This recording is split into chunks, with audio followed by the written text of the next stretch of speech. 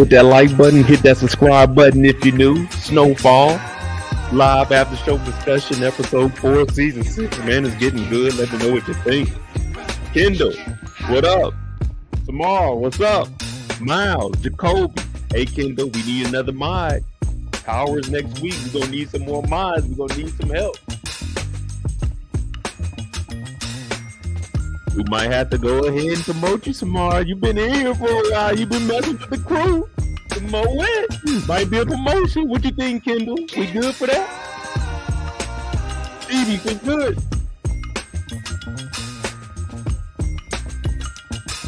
Kendall, can I go ahead and pull the trigger and make her a mod?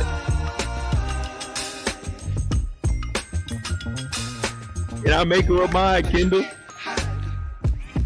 We don't care. Tamara, welcome to the team. You're officially a high-ranking Moet. You in here every week, every night, tuned in with your boy. There you go. Get your ranch done.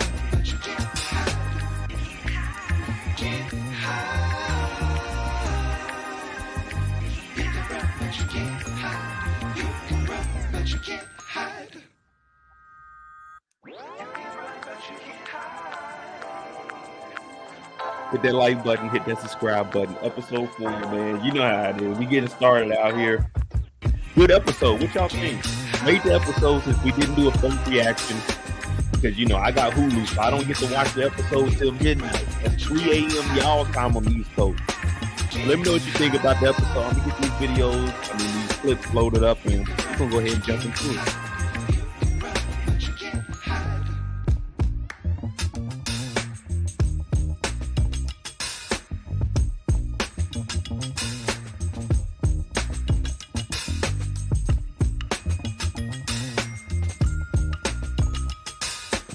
That's all I used to do in the band.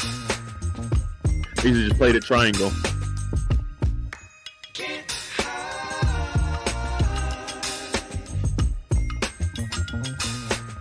Miles gave it a 9.99. Okay. This was one of the better episodes out of the 4 that we've seen. This was definitely one of the better ones. Let's go ahead and get started. Let this music. My bad, I lied. My bad. Here we go. All right. I'm ODJ, man. This is the after show discussion for episode 4 of Snowfall. Let me know what you guys think about it. If you're new to the channel, hit that subscribe button.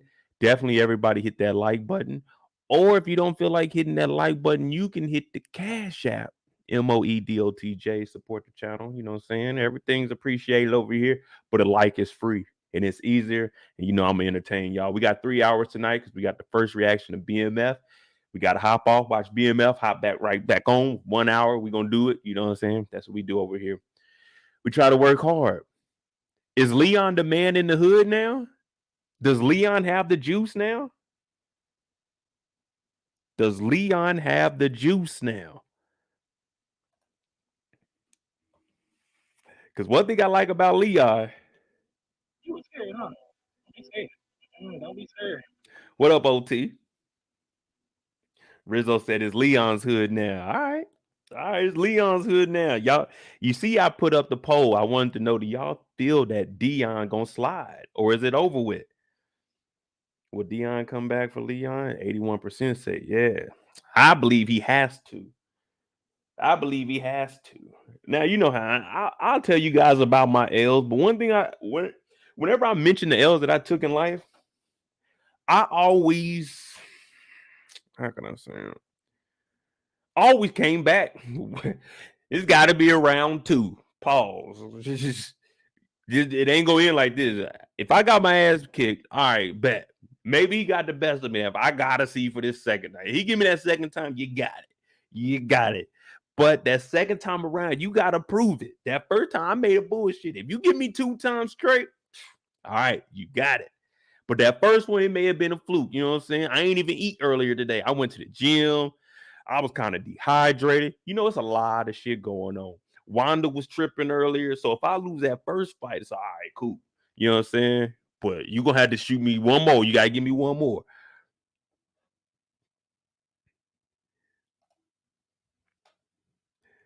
Trill said if he a real OG, is settled, man.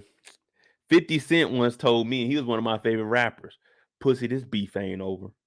Many men wish death on me no more. Don't cry no more. Don't look to the sky no more. Have mercy on me. Have mercy on my soul.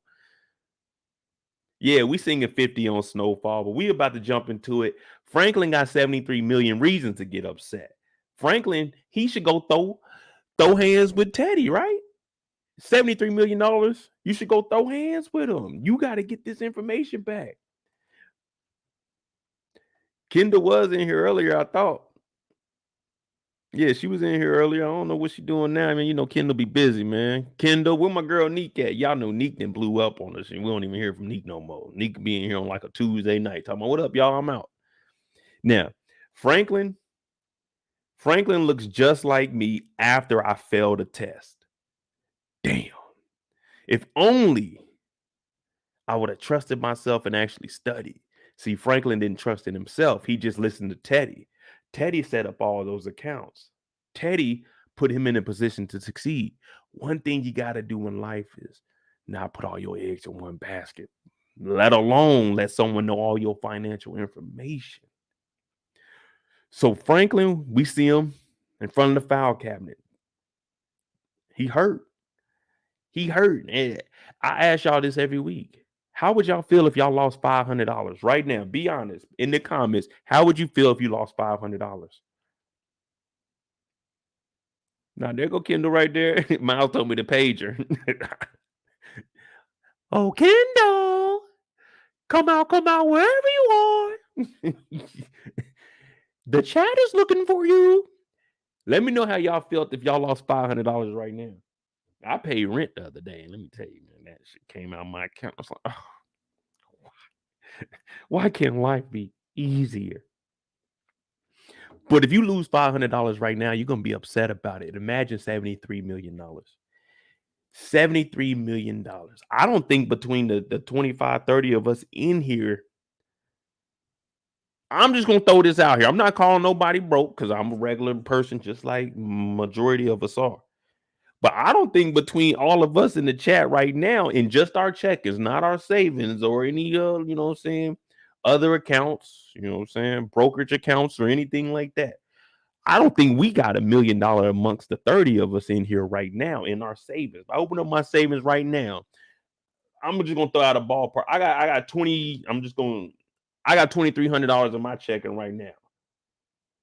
So what y'all got in y'all checkings? We're gonna try to get $1 million because Franklin lost 73. We trying to scrounge around for an M. He lost 73. Hey, shout out to DeMarcus Vaughn for that $10. Franklin Saint was talking reckless to Cassandra. Cassandra would scam Franklin out of his money. Now that Veronique know who William is, Franklin should press William for his money. That's interesting. Now I have a theory about Cassandra. I don't believe that that's Veronique's mother. And Veronique, she's with the feds.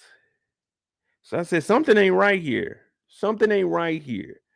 But the reason I don't think William can press Franklin can press William for the money is because I'm thinking that somebody impersonated them. And I was saying it was Alton down there. So I think with Teddy moving it, because Cassandra did tell us she got two, she was following the paper trail. She did see 2 transactions, but they don't know where they went. You see what I'm saying? So I don't think William actually has the money. William's just moving it around. You know what I mean? And unless he's physically down there to get the money out, there's not going to be anything he can do. But you might be right, though. We're going to see. Big Wolf said that money gone. Forget about it. Yeah, that's what it's really looking like. Oh, T said he got about 100. So we had $2,400 right now. If that 20, listen, I just threw out 23. That shit more like maybe. I ain't gonna lie to you. That right now, Miss sitting nice. It's about $680 in that account right now. My checking account got like $680 in it. $680. You know what I mean? So we just roughly saying it's 23 in there. So that put us at $2,400. Franklin takes one more look and he's like, man, I got to get up off my ass and go figure something out. Because you got to remember, we see it in this episode. The work ain't moving like it was supposed to. The projects ain't really going good because we're not dealing with them. So we're not really making any money right now. We're still trying to recoup 73 million. So Franklin is looking at it like, I got to get up and get out there. And that's what we see this episode. Franklin is back on his grind because it ain't nothing worse than losing it all after having it all. Miles said, I get paid tomorrow. Okay, cool. We about to hit 3,000. Nah, I ain't gonna do you like we're gonna hit $5,000. I know Miles got big bank. Pause. I ain't no pocket watcher, but I know he got big bank. But you can't call me a pocket watcher, y'all, because y'all watching Franklin's pocket. Y'all know he got 73 M's missing. So when y'all call me a pocket watcher, go look in that mirror. But over at King Independent Financial Services, IRS and state representation. Okay, they got private security next door. They got King Independent of Financial Services. And what is this? Crash Reality. Oh man, you can get a house. This is a one-stop shop. You come over here, you get you a house. You find the house that you want, then you go next door. He makes sure that you're financially secure, and then you get a security guard for your house. Man, let me tell you. This might be the best little strip mall I've ever seen. We got Cadillacs out there. We got a Benz. What is this, a Buick? Oh, yeah, this is good right here. I'm probably going to private security first. Then I'm going to go look for a house. But yeah, that's all you do. Come in here, find you a house, make sure your money good, and then you go get security. Because when you over here, you see a Cadillac and the Benz in the parking lot. This is real money over here. He moving 73 M's. That's what he doing over here. And he say he the King Independent. Did they give her name? I mean, they probably did, but I watched this before I go to sleep, so I don't remember everything. I just know she's a secretary, and Mr. Williams is about to go to lunch. Now, you know what lunch is. We're supposed to get all the files right there. What Cassandra and Veronique told us last week was, hey, look, tomorrow at lunch, we're going to have the files. So I'm thinking, all right, they know somebody. They know this Williams guy. They know William, and he's going to come and drop that work off. Here's the documents right here. That's what we were thinking, correct?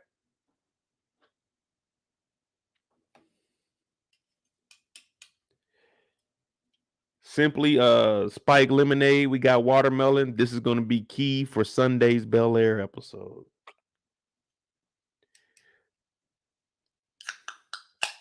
So, did you think that Cassandra and Veronique were actually about to sit down and he was going to hand over all the documents that they needed? Or did you expect this heist to go down?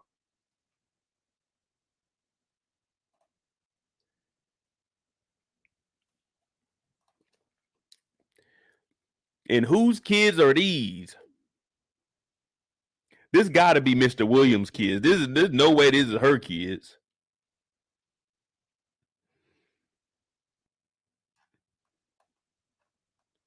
Look at Arthur and Jacob, the twins. Yeah, that got to be Mr. Williams' kids. That can't be hers. What up, Rick James? I have a THC spritzer. I got THC. So Mr. Williams, damn, look at this Rolodex. Mr. Williams is making a lot of money. That's a big ass fucking Rolodex right there. That thing so big, it got the industrial handle on it. You got to stand up and crank that motherfucker to find somebody else's number. What up, babe? This is a big, hey, how much money is he really moving through here?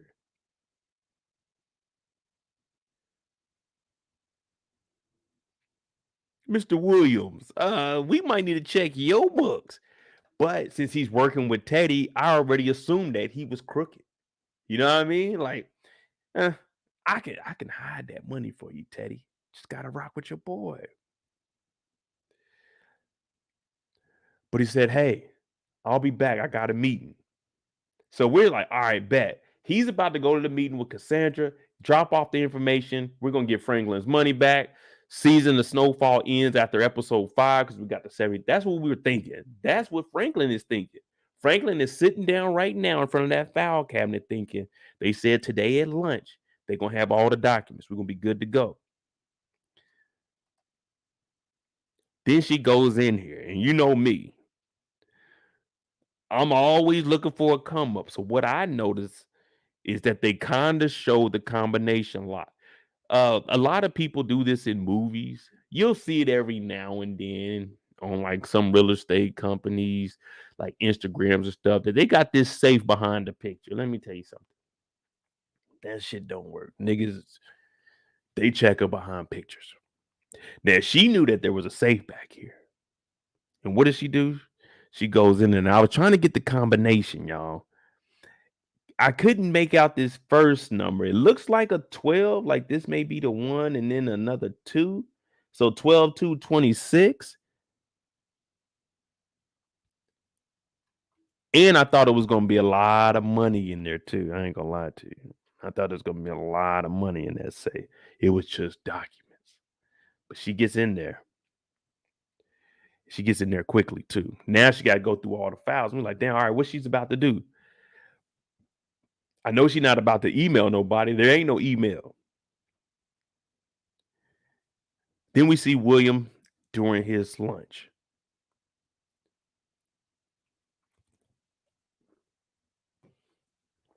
What I want to know is,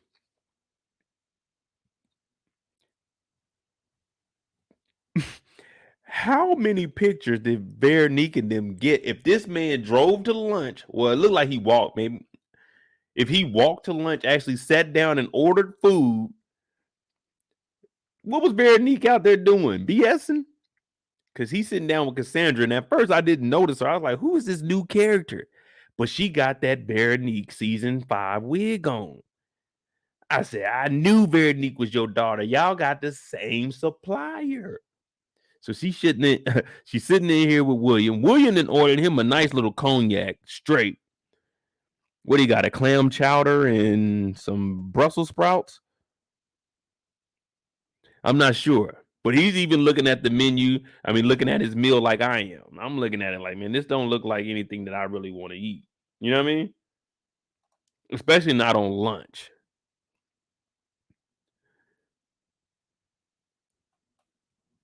So she's like, so look, this is what I like to do. I like to get a big institution, a bank. Basically, she's bullshit. And what Mr. Williams is saying is, hey, look, if you do it at a smaller bank, I could do this, do this, do this, do this, do this. Basically saying, listen, I deal with a lot of fraudulent money. There's a lot of currency going in and out of my office. And if you let me move it through these smaller banks, undetected. Now she's like, nah, I'm thinking about going to a big bank, but what she's doing is just stalling, trying to draw some time. Now, while she's doing this, we look and there's some guy driving. We're like, okay, is it a taxi? What is this? The assistant hops in the back. Here you go. This is everything from the safe. And we look over like, okay, who is she talking to? It's Veronique ass. It's Veronique's ass. Veronique is in the car and she's starting to take pictures of these documents. Now, I was told that Cassandra said that her and Veronique was meeting Mr. Williams for lunch to get the documents. Y'all didn't tell me y'all didn't know Mr. Williams like that. Y'all didn't tell me that Veronique is with some white man that said they're in the bureau. And I started thinking, what the hell is the bureau? It's not drug enforcement. That's DEA. It's not CI. That's Central Intelligence. Who has bureau in their name? Bureau. The Bureau of Indian Affairs? No, it ain't them. The Bureau of Agriculture? No, it ain't them. Damn. What bureau could this be? I mean, where have I heard that from? Oh, the FBI. I said he said the bureau. We're gonna put you down as a CI. We're gonna make sure that you put in the report as you cooperated, giving up the information. So when we bring down Mr. Wood, I said, wait a minute.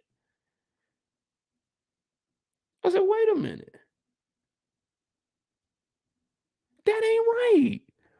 Is she FBI? Did y'all hear that? Did he say the bureau ain't? We gonna put you in here. We ain't gonna do nothing to you. Or am I tripping?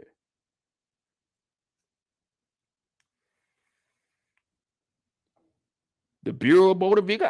What bureau is she talking about? She talking FBI? Is that what they saying? FBI? Or was I tripping? See, Samara said I was confused too. So are they the FBI? Or are they just saying that to get these documents? And how long in these 3 weeks have they already known her prior to all of this going down? Or is this something new that they got within this 3 weeks? Because it's been about 3 weeks. Ain't that what Franklin said? Maji said they're just saying that to get the documents. But who would this white guy be if he's part of it? I'm thinking that Veronique might be the feds. And I said everybody like, "Bo, you going too hard on Veronique." I said, I don't trust her. She moved Franklin's gun and she knew he was a dope dealer. That's police shit. I told y'all last year we had a rant about that. 35 minutes long. I'm gonna bring it back up this week. When she moved his gun, I said only a police officer will move a gun when you know that nigga need that gun. You don't want no bodies while you there. But guess what? I heard about this way long time ago. This is what I was listening to when hold on, let me find it for y'all.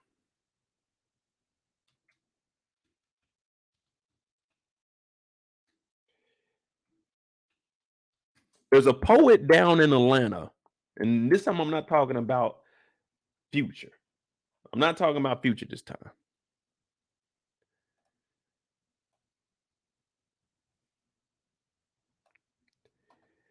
But there was an artist named Rocco, and in 2008, this is what I was listening to. Let's go to Rap Genius real quick and see if they got the lyrics on here. So there's 3 parts to this story, and it relates exactly to all of the shows that we watch. Dope game. Now, in this story, there's 3 parts. The first story is a guy setting up a guy. The second story is 2 females getting into with each other, being petty. And the last one is exactly what's going on with Franklin and Veronique. So when you guys hear me say certain things, I may have heard it or, you know what I'm saying, seen it in life. And guess what? Let's break down this third verse by Rocco on a song called Snakes that released in 2008. And tell me if it sounds eerily similar to what's going on in Snowfall right now.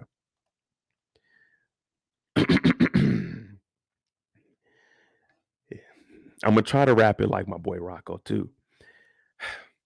Mike a real cool nigga, but he just now getting money. How drought came around, he flexed a nigga for some dummies. Now he balling like a dog every night. He in the club throwing money, popping bottles, flexing hard. He don't give a fuck. Here we go. Here we go right here. This is where Veronique. We insert Veronique. Hold on, where's that? All right.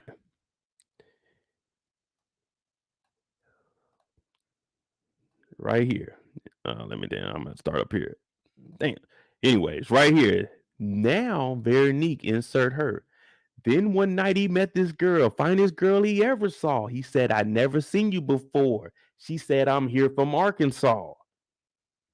They kicked it off a couple months. She effed and sucked him like a pole. He said, I love your dirty draws, baby. I'll never let you go.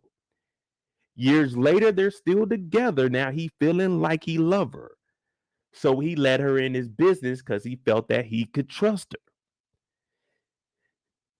She in the kitchen while he busting down the bricks. She thumbing through the check. He swear he got a gangster bitch.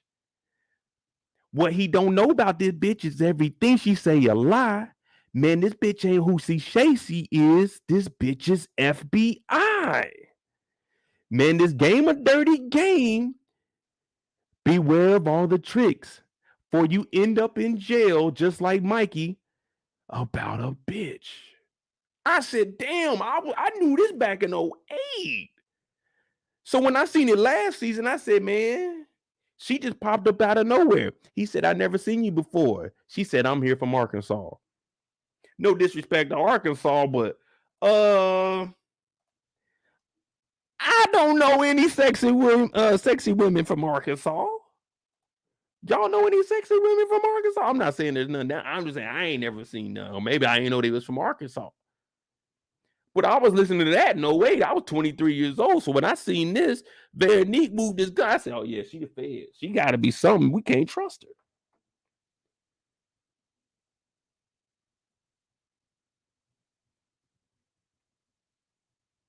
Nah, Ali, go back and listen to it. It's Rocco Snakes. Go back and listen to it. That's how Rocco was rapping. Michael, real cool nigga, but he just now getting money. How drought came around. He flexed the niggas for some dummies.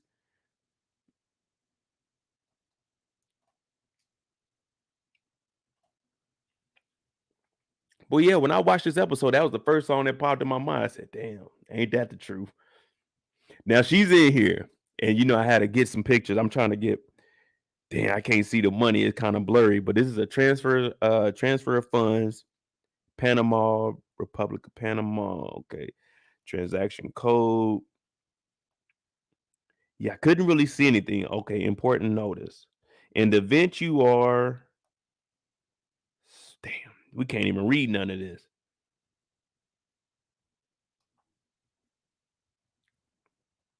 But she's taking pictures. And the guy's like, man, the bureau, we gonna look out for you. That's what we do, man. Our CIs, they the best in the country, man.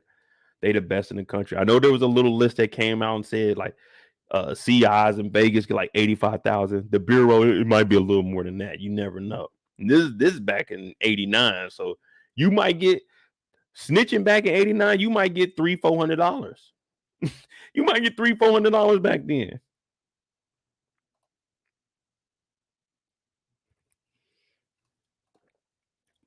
Now, you know these photos are about to be terrible.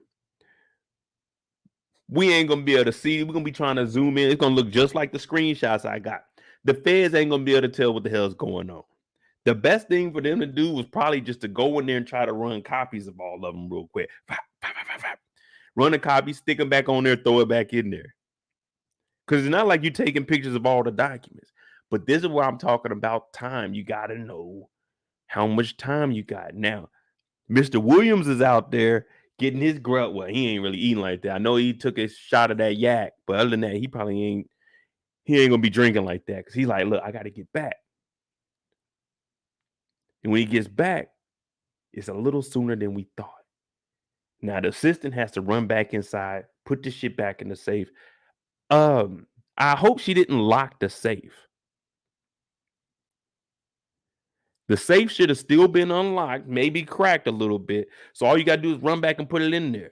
She probably put it back in there. I mean, closed the safe, locked it, and then hung the picture. Nah, you got to leave that thing unlocked. At this point, if you get caught, you just get caught. But Veronique, the feds, we don't know who the fuck she is right now. But she's like, William? Is that you? He said, yeah. She said, we went to school. We went to school together. I had a crush on you. Now, Mr. Williams, I looked on it, the look on his face. I knew he was like, wait a minute, we ain't go to school. It definitely wasn't no black girls interested in me. There were none at all. So when Veronique stops, he's like, wait, I know you from where? From high school? Big Pun said, I don't know you. Go that way. That's what I said, from high school. Well, baby, it's too late. It's too late. In May, it'll be 20 years, baby. It's over with. We ain't worked then. We ain't working now. I got 73M I'm playing around with. You think I'm about to be out here talking to you on the sidewalk? Well, she's stalling right now. And while she's stalling, the assistant, she done locked up the door. Now her key, she's scared as hell. You got to get in and out. When your life is on the line, you got to get in and out. You ain't got time to be afraid. And Mr. Williams is like, man, look. All right, that's nice. I got something to do, but if you could put your number on this napkin or something, you know what I'm saying? I'll definitely take that. But the assistant makes it in there, and we got to go meet up with Franklin. Now, you got to remember, the penthouse is torn up. They came in here. They done stomped a mud hole in the couch. They looking for documents behind the TV screen. They just tearing up shit because Jerome and Louie sent them in here. Now, I don't know why Franklin and Veronique still living here, especially with how stressful it is. Dog, they just kicking in the house. You can't stay here, man. Everyone knows where you live in the city, man. It ain't hard to find. Everyone heard that Franklin's door got kicked in by the police with a warrant. Now they sitting here, and I'm looking at Cassandra. I'm like, okay, I'm rocking with it. And Franklin, he looking like he just had a hard day at work. He comes in here, you know, he happy. Shirt unbuttoned, tie undone. What's up? What's up? What's the plan? What's the plan? We good tonight? We good, ladies? Now they got all these documents on the table, and I'm like Franklin. I'm saying, man, we about to get our money. Life is about to be great. Because I don't know what's running through y'all head. If you were Franklin and you came in here, what are you thinking?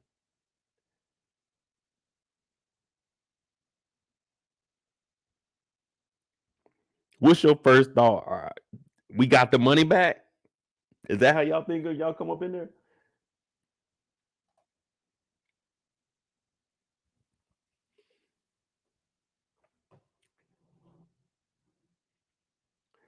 Maji said, I'm thinking we found the money. Exactly. I done came home. Whew.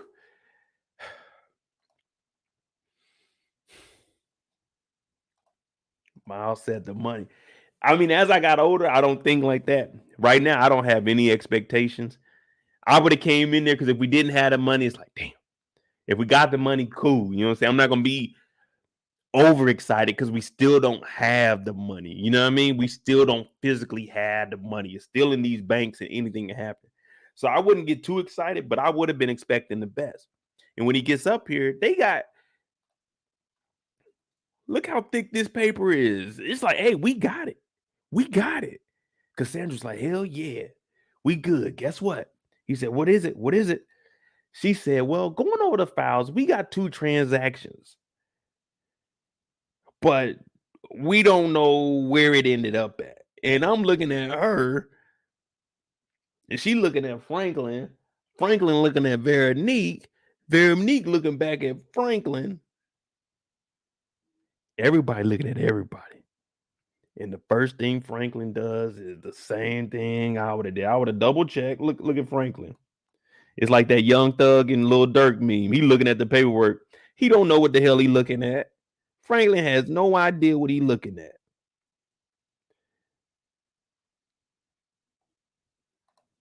That's like when you go to work and you mess up on something. They be like, all right, look, this right here is wrong. You're like, okay, why is it wrong? I thought it was right. You need to explain to me what this. I can't read this shit. I don't know what this is. It's just like Maury coming out. Maury coming out talking about you are the father. I'm like, let me read that paperwork. But you don't know what the hell you read. You better look at that paternity test like, what does it mean? Probability. What is a probability, y'all? You gotta ask the audience. Audience like a probability. Most of them don't even know. Then you got one smart guy. It means how close it is to being yours. What does it say on there? 99.8. That's your kid. Nah, man. You don't know what the hell you reading. When they come over and read your gas meter on the house, they go out there, they write some shit down, they give it to you, looking at like, what am I looking at? What does this mean? Nigga, it means you owe. And then Franklin loses it at that point. Cassandra's talking about, hey, the people who win in this are the people that can keep a level head. A level head. A level fucking head. That's what you mean? Franklin is flipping out. It's not like the house ain't already fucked up anyway. It's a shithole. But Franklin is like, look, I'm giving you $7.3 million fucking dollars, and you're telling me shit I already knew. I need Teddy to get my shit back, and I already knew it. 2 transactions, you don't know where it's going. Veronique's talking about Franklin, calm down, shut up. Shut up. Cassandra talking about keep a level head, Franklin. Fuck a level head. I got $73 million missing. So at this point, it's like, man, just stay away from Franklin. Franklin's so mad he turned the oven on.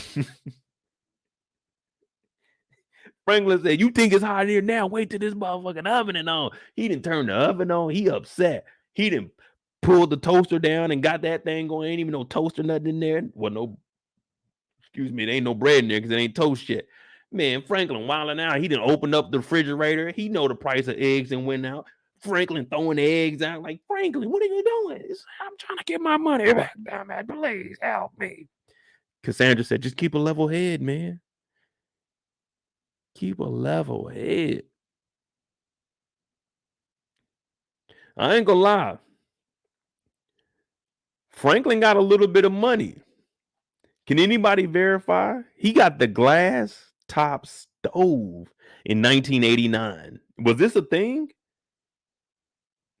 The only stoves I knew about growing up, they had burners on it. Like actual burners with fire up under. I don't know about no glass. I don't remember having iron coils on ours until maybe shit, like 10 or something. But before that, we had straight gas. Woo.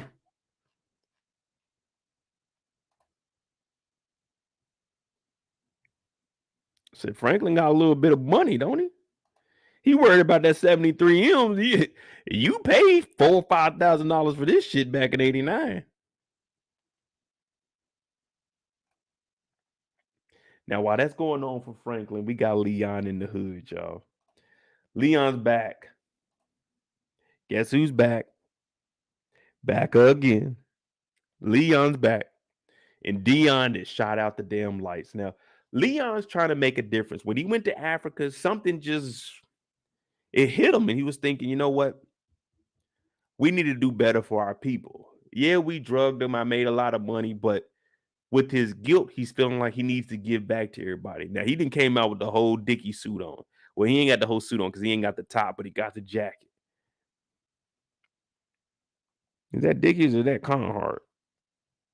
I can't tell. We're just gonna say it's Dickies.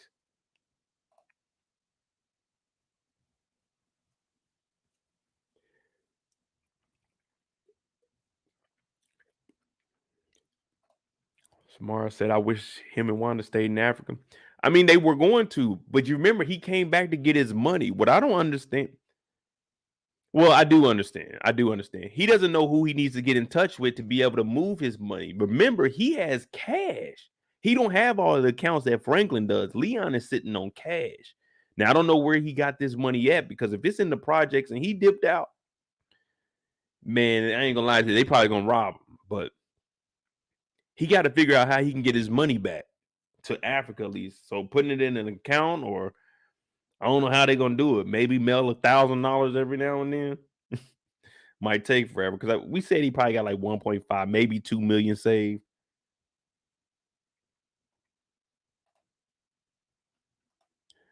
He see the glass is shot out. Broken glass everywhere.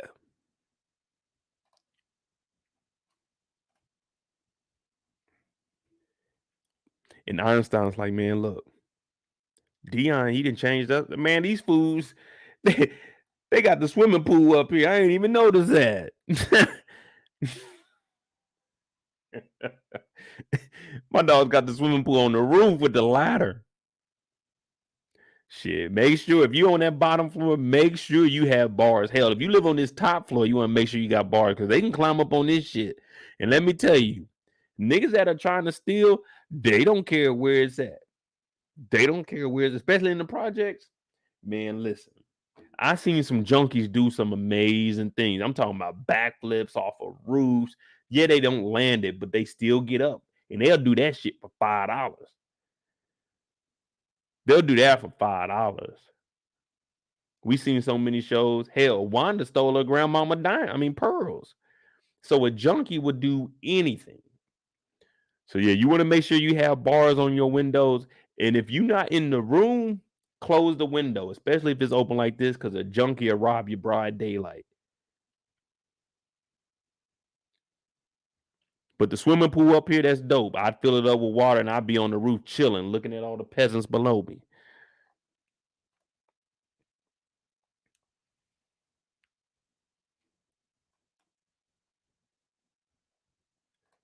See, Miles, that's what I was thinking with that big box that they brought back from Africa.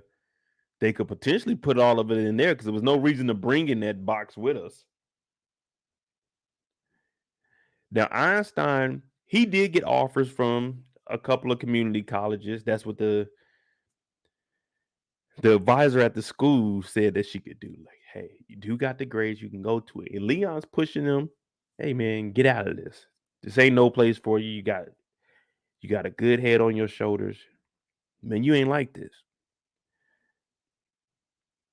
He hears it, but you know how it is. You know how it is. We all been there before. We all been there before. Sometimes we just don't listen. That's all it is. Sometimes we just don't listen. But I'd rather hear it from somebody that's around my age than someone older than you. That's just usually how it happens because Leon is an OG out here. Leon is the one that brought Einstein into all of this. Leon was Dion's boss at one point. You see what I'm saying? So when you hearing it from Leon and he got M's, he went to Africa, he's telling you that it's a better life out there. You kind of want to go ahead and do that because Leon was once where you were in the projects. He made something of himself. It was wrong, but he's trying to get you to do right. Now, when the elder tells you, it's like, if I can tell these young men something, they ain't gonna listen to me. They don't give a. They don't care what I'm talking about, and that's fine. But I'm gonna tell you, man. Do the right thing. I wasn't the baddest of kids, but do better than me, man. So Einstein, he's getting, you know what I'm saying, getting his lecture. Then we got another junkie outside. Now, these dudes, they just taking it too far. They spray painting her. She on the ground. They just spray painted her up, and Wanda seen it. And Wanda, she came over and stopped it. Rightfully so. Plus, Wanda could see herself in that young girl. She went to Africa. She changed. She knew she didn't want to come back here. But seeing this, you got to stop it. You got to stop it. Now, if I lived in this neighborhood, would I stop it? Probably not. I'm just being honest with y'all. I know those two niggas, and them niggas, they killers. I'm not, hey, what they do is what they do, plus that's a junkie. So I probably wouldn't stop it. I'd probably walk on by. But I'm just being honest, man. My life and safety is more important than anybody else's. You got to care about yourself first. Then you can help somebody else. Now, if I stop these niggas and get shot and killed, they going to say, Mo died, he saved a junkie. That is not worth dying over. I'm just going to be real with y'all. What up, other Mo?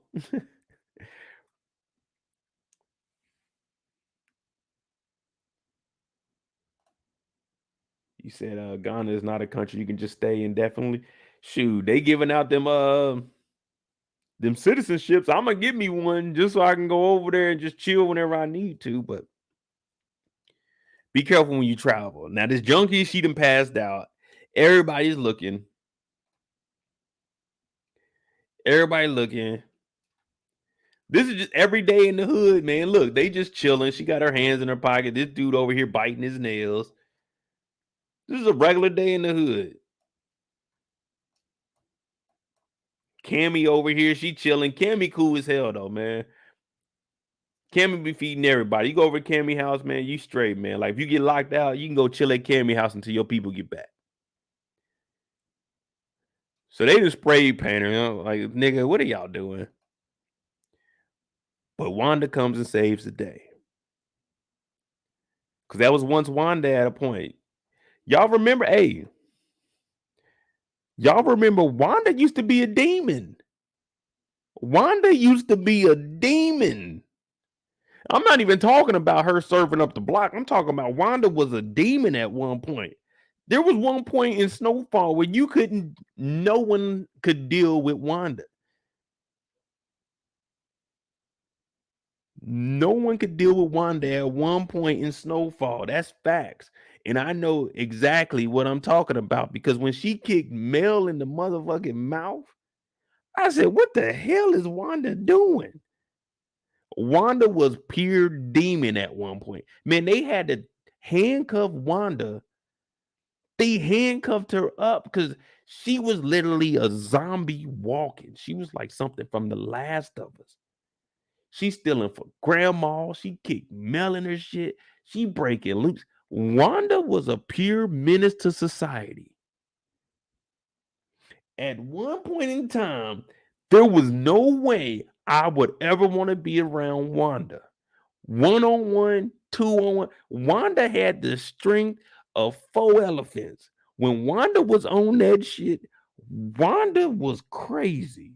Wanda could have single-handedly whooped Dion at her peak of being a crackhead. Wanda was wow. She said, Mel, where the rest of it? Mel said, we smoked it all. She kicked her in her shit.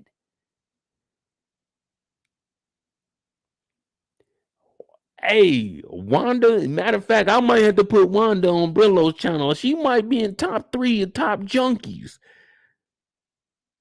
Let's not act like Wanda wasn't wilding out.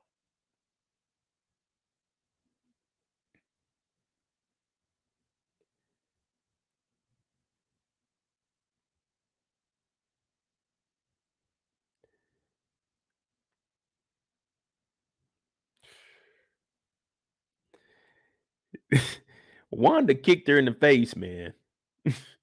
And then took her necklace. She said, no, not my necklace. That's my mom's. Oh, well. Now it's the pawn shops. But Wanda saves a young girl, and I was like, okay, Wanda really is changing. Now back at headquarters, the money a little funny. The work ain't jumping like Jordan no more. Right now, we Adidas. We losing money. We losing money right now. It's just like Adidas calling Ye back. Ye, we need you. We lost $1 billion. We need you back right now. That's how the dope spot is looking. Because Kane and them is bullshitting.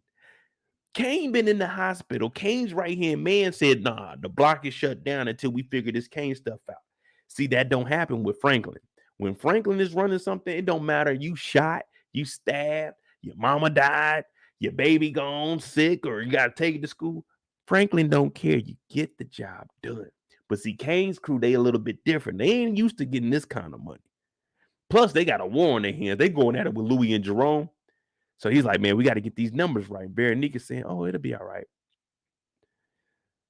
Now, Veronique is pregnant, and it's confirmed a real pregnancy. Now, if she is the Fed, she ain't supposed to be letting no nigga knock her up. But that's a whole nother story, because if they can bring down a Franklin Saint or the CIA, which they really want the CIA because the Feds and the Central Intelligence, they always been going at it with each other. They always trying to expose each other. This is stupid, but it is what it is. She around all this dope, and this that pure cocaine. She's like, look, baby, we gonna handle this. That nigga Franklin said, I'm tired of this shit. We've been waiting 3 weeks and I ain't heard nothing. I'm gonna go down there with you. She said, no. Just stay here. Now, I don't know about y'all. We discussed $500. We were trying to scrape up $1 million between all of us here. What is it? 50 of us in here right now. 50 of us in here. We don't have $1 million that we can access right now. You know, everybody always say, man, if we pull our money together and everybody ain't got it like that. We don't have $1 million amongst ourselves right now. So if I lost $73 million, they're telling me they're going down to go talk to some people. I'm going with them. I'm listening to the conversation. I might not understand everything, but I'm going with them to figure out what I'm going to do with this 73 M's. There's nothing here for me.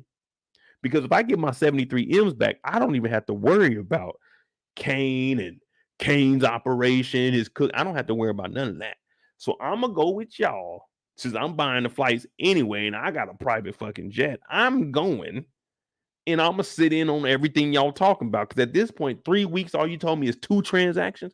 I'm going to get my 73 M's. But see, we all think a little bit different. Now, you always hear suckers, simps.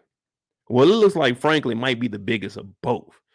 Ain't no way I'm letting them go down there to find my 73M when they ain't found shit here.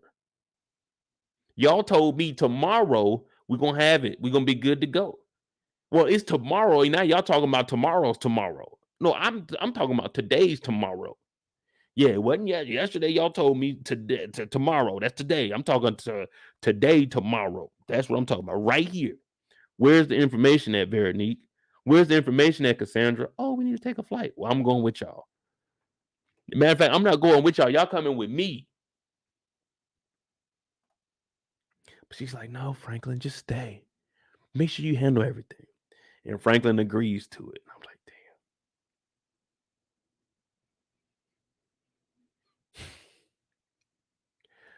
That's the thing, Miles. I don't think Cassandra's Veronique's mama. And the reason I say I don't think that Cassandra is Veronique's mama and either they scamming, it's just so much that ain't adding up to me. So, they said Veronique's mama left her in South Africa in jail, but made $200,000 off of the guy that they were dealing with. Okay.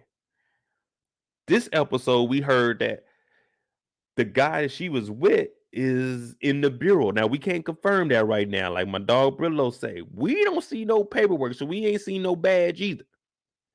But if Veronique is with the FBI, how did she get arrested in South Africa and her mother got away with that? if her mother got $200,000, if she's not an agent, the feds would have came and got Cassandra, and they would have got Veronique out of jail.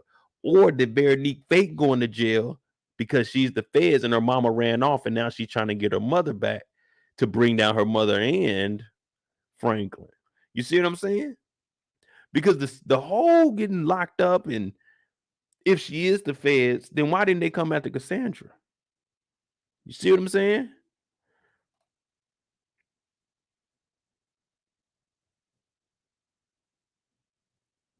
Maybe Veronique is playing everybody. I don't know, man. Do y'all think that she's in the feds? Because that's what I'm going with. I said last season, I think she police. You just don't move a man's gun, and you know he in the dope game. He gonna need that gun at any moment. But who am I, man?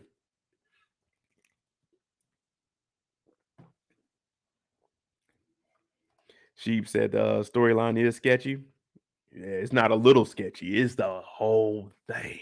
It's a whole loaf of bread. I'm talking about from the butt of the bread to the end of the bread. Yeah, you know the part you don't eat. Yeah, that part in there. Now, if you getting hungry enough, man, I ain't gonna lie. I used to make a mean peanut butter and jelly sandwich. A little half one with the little butt left. Like, yeah, you take that half peanut butter on this side, a little bit strawberry jelly on this side. Fold. It don't really fold that well. Like the crack at the bottom. Fold that mug up. Get a little bit on your stomach. You know what I mean?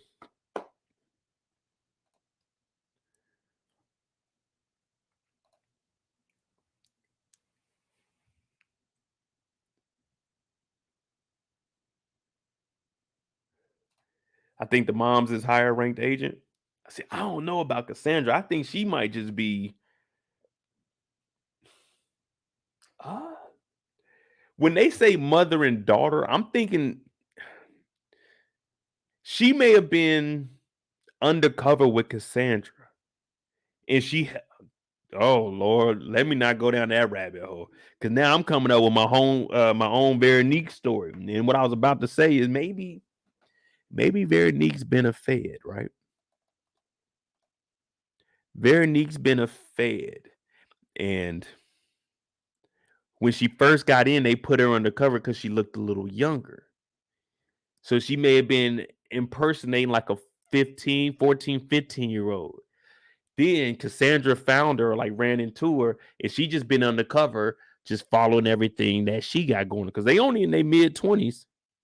They only in their mid-20s right now. So she could have just looked younger. And what if Cassandra brought her in like a daughter? You see what I'm saying? It's not her real daughter. But see, I can go all day with that storyline. I can even give you their origin story. I don't know, man. I just don't trust Veronique. Hey, shout out to VKJ here.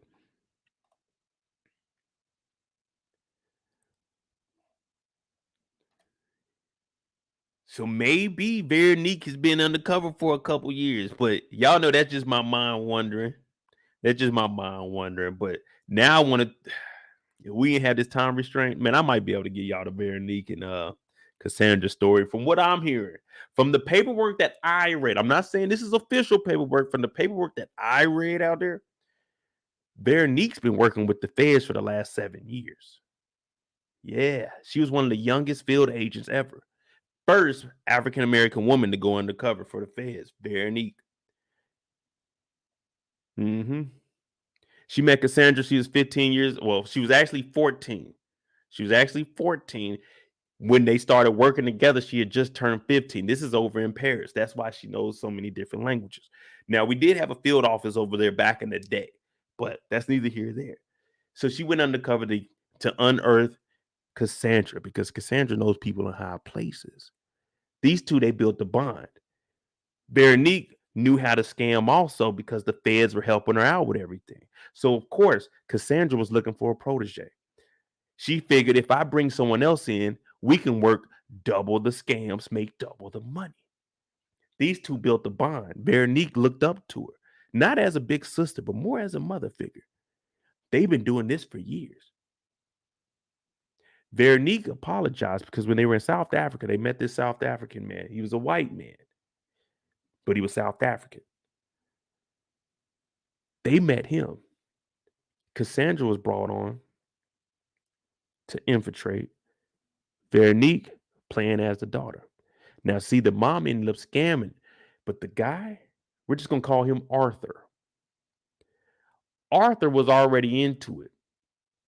So when the South African police came to swoop him up, Cassandra fled with the 200,000. Allegedly, Veronique got locked up and left, but Veronique didn't get locked up because the feds were in on it with the South African police. Veronique got out; they went their separate ways. To build the story up, she gets out a couple of years later. Her and Cassandra, they link back up because Cassandra doesn't think that Veronique knows. But that's just a little story that I got going on. And while Veronique was waiting on Cassandra to pop back up, they said, hey, we got this case out here. Franklin Saint, big time dope dealer. We're getting word. The KGB, they talking about the CIA bringing drugs in here. So we're going to do a little investigation. And then Cassandra came back to the States. So now it's like, oh, we can tie all this shit together. We can bring down both of them. But y'all, hey, take it for what it's worth. That's just what I'm seeing here. That's what's going on in my mind. And that story gets deep. Now, I can go on and on about that. But we don't have that kind of time. Because just like our boy Kane with the cane, we ain't all the way there yet. We still got to get right. We still got a lot of episode left. So Kane pulling up. He got to get in that bed. He got to get in that bed because, man, being on your feet all day, that ain't it. He sits down and Franklin wants to talk to him. Now, of course, I smoked a cigarette one time. Well, I won't say I smoked a cigarette. I hit a cigarette one time. It was summer of 2017. My boy Lansky was like, man, because he smoked cigarette. I'm like, why you smoke cigarettes? He said, try it. So my first time ever trying a cigarette was July of 2017. I was like, nah, this cigarette shit ain't for me. I already knew it wasn't for me, but I tried it. Luckily, it wasn't crack, so I wouldn't be addicted to it. Y'all, would y'all listen to me if I was a crackhead? If I got on here and I was a crackhead telling y'all about other crackheads, would y'all listen to that? No, y'all wouldn't. Y'all barely deal with me, and I be on a little THC every now and then. That is what it is. But the way he was hitting this and taking this cigarette to the head, I said, yeah, he's stressing out. That back is hurting. Them legs, you can't really feel them. That's wobble, baby, wobble, baby, wobble, baby, wobble, yeah. So he's like, man, what the fuck you want, man? Our boy shows up and he's like, listen.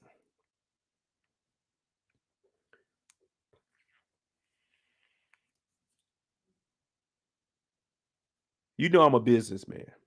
A lot of niggas is counting Franklin out.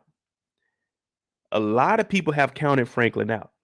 Even when he came back, Dion said, you ain't in the game no more. Franklin's like, look, man, it's a business now. And I want to make money, and I want to make money the best way possible. So some shit ain't going right. He's like, man, what you mean? Said, look, nigga.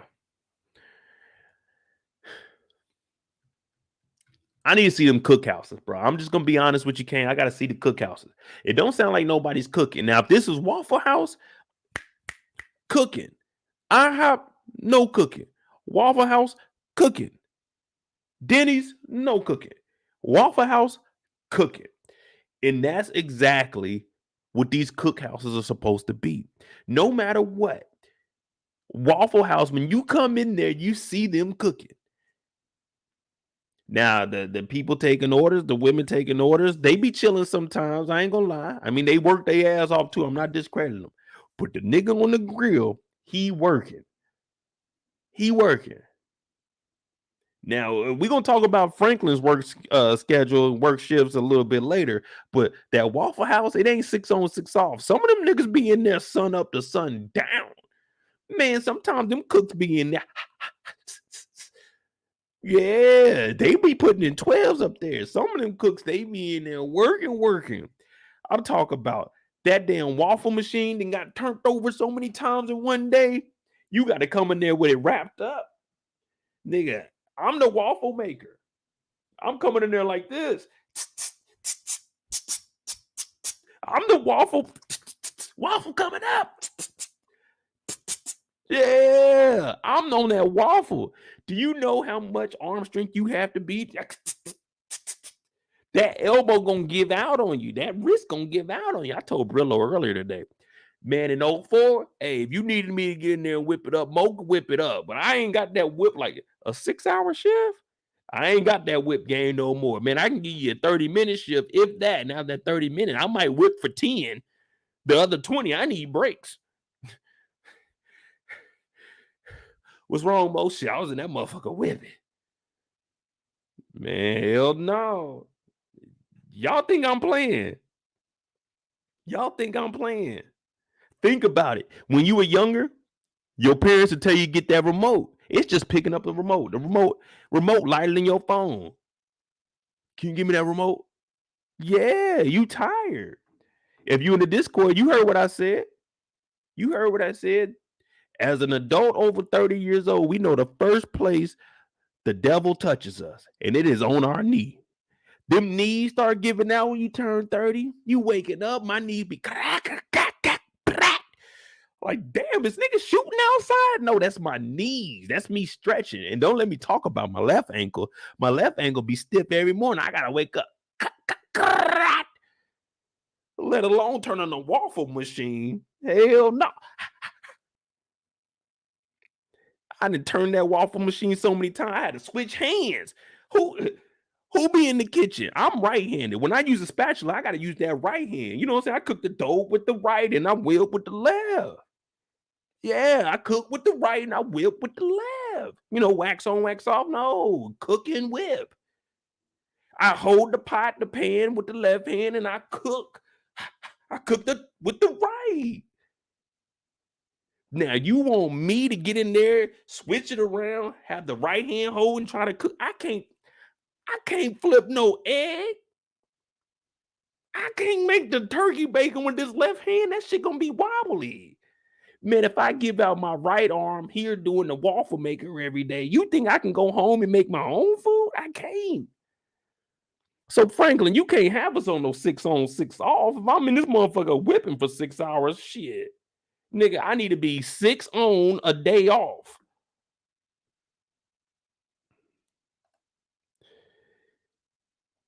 So Kane in here like, man, the cookhouse, man, what you mean, man, the cookhouse? Franklin said, man, the operation ain't running like it's supposed to. Now his boy said, well, if that's the case, won't you get in there and cook? That nigga Franklin did this. Anytime someone comes over, first, if any of your friends come over in a suit, hey man, what you need, bro? What's up? It's serious? You in a suit? I ain't never pulled up to none of my boys' houses in a suit. I done pulled up to some events that my boys were hosting in a suit. I ain't never pulled up to my dog's house in a suit. So you already know his business. But when he told Franklin, he said, hey, look, man, you want to talk about the cookhouses? Get your ass in there and cook. That nigga set up.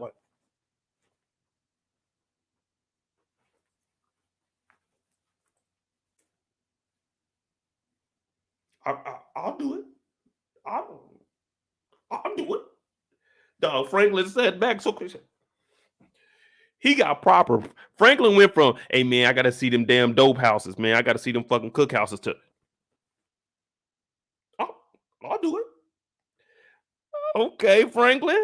I said, look at Franklin. This nigga got a tie on. Franklin got a tie on talking about, I'll go over there and start whipping. That nigga didn't even go home to change. That's how dedicated he is to the block. Nigga, I got to go take this suit off. I got to go put on some sweatpants, a t-shirt. I'm going to wear a hoodie too. You know what I'm saying? Because I don't want that stank on your body. But he's like, oh, okay. I'll go. I'll go whip it right now. Pull up my sleeves. Look at Kane. Kane like, man, you ain't whipping shit. Look at him. Kane got the same look I got. Man, you ain't about to whip a damn thing, man. You ain't about to whip a damn thing. They didn't gave me waffle mode, y'all. That's the name, man. Waffle mode, man. You know, I get to flipping that waffle, man. Ain't no telling, y'all. You know what I'm saying? How y'all want it? Y'all want it light and soft, you know what I'm saying? Fluffy, or y'all want it kind of, you know what I'm saying, kind of a little darker, a little harder, you know what I'm saying? You know, a little more cooked on it through. How y'all like y'all waffles, man? I know waffles different than pancake. Now, I always thought that's all a waffle was. Just a pancake put into the thing, into the waffle maker. Why they got different names? It's just a pancake. That's what I always thought when I was little. I was like, what kind of pancake is this? They like, that's a waffle. I said, a waffle? It's a pancake. They said, no, that's a waffle. Yeah, Lego my Lego and Lego my Lego, whatever it is. Used to get them motherfuckers. They be in the refrigerator. They be kind of frozen. You put them in the damn toaster. They be coming out all extra hard. One side be burnt. I'm like, God damn, Lego, my waffle. This ain't no waffle. It's a fucking frisbee, man. But Waffle Mo was in the building, y'all. Waffle Mo was in the building. Make sure you hit that like button, hit that subscribe button. You know, I typically don't do this. I'll be right back. I can use the bathroom. Normally we go all the way through it, but man, you know, I've been on here for a while. Make sure you hit that like button. Samara is one of our new moderators. So today, you in charge. Make sure they hit that like button, hit that subscribe button. I'll be right back. Give me like a minute. And tell me, what do y'all think about Franklin? Is he ready to go in there? Is he capable of filling the shoes of Waffle Mo? Let me know what you think. I'll be right back. Tell me, man, does Kane believe him or not? Does Kane believe him or not?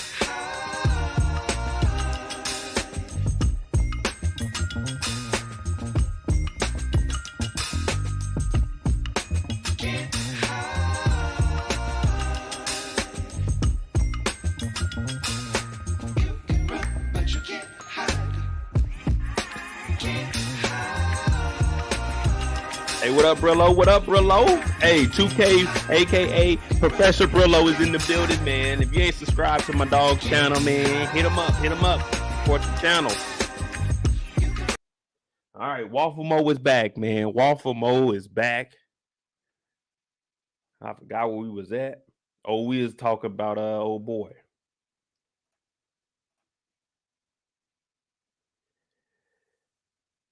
All right. Now, see, I used to work back at Sonic, and I remember last season we were talking. I think it was Veronique. No, it wasn't Veronique. I forgot what we was talking about. Oh, we were watching The Shy, and I explained to you guys when I worked at Sonic. So I got a thing or two with dropping. You know what I'm saying? Dropping the fry basket. I used to drop the chicken tenders, the mozzarellas, sticks. What else did we used to drop? The popcorn chicken. I used to drop all that. I used to be on the grill too, man. I hated working the grill. Let me tell you, working the grill is something else. You got to always keep 2 junior patties down, and you had to keep 4 regular burgers down, man. We had an old supervisor named Sean. He was a fucking dick. But boy, let me tell you, man, when I used to stack that, man, I used to have a triple cheeseburger. I come to work, I had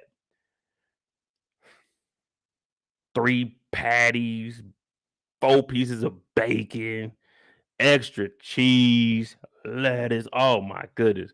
Sometimes I even put onions on there. Put that motherfucker in the back on the shelf, go back there. Hey, we need more burgers. I done ate up all the burgers that were on there. I ain't gonna lie to you, man. I always felt if I worked at a fast food restaurant, I shouldn't have to pay for one thing of food here. All of it's free. All of it's free. So I guess if I'm in the cookhouse, since I'm cooking all of it's free. I should be able to indulge. What up, Bianca?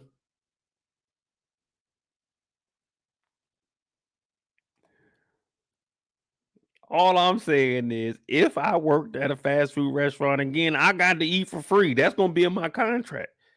I think minimum wage out here in California, I think you get $21 at a McDonald's out here now. I think. I said, shit. I might go up to McDonald's. Well, I'll probably go work at Wendy's. If I had to do fast food, I'd probably go work at Wendy's. But I tell them, look, y'all ain't got to pay me $20 an hour. Y'all can give me 18 an hour, and y'all let me eat for free. I shouldn't have to pay if I'm back here. If I'm the one cooking it, I shouldn't have to pay. Now, if I go up front and try to get a drink, then yeah, the girls used to be up front. They weren't even on rollerblades. They were up front in Sonic. They making slushies. They got music on whole time in the back. It's just me and the gang. We on the stove. We cleaning the floors. We had to clean out the damn bathroom. I told you I went in there with a water hose. I'm spraying water on the ceiling. I'm cleaning down everything. I take the toilet paper out there and I just get to spray it. Everything getting hit with the water. Drain in the middle of the floor. The girls up front, they having a good time. AC, we back there. The stoves ain't working like that. The vents at the top all clogged up. They ain't ordered new filters. So it's smoky back here. Yeah, man, it was hell back there. It was hell back there. But man, I did it.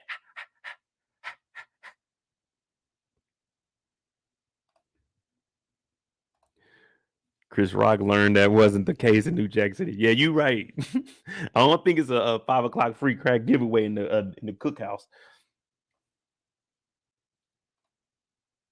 Now Reuben meets up with his boss, and the boss is saying, "Look, nigga, we've been giving you a lot of, a lot of slack here, but it don't look like anything you doing is working. And just a heads up, Costa Rica is gone.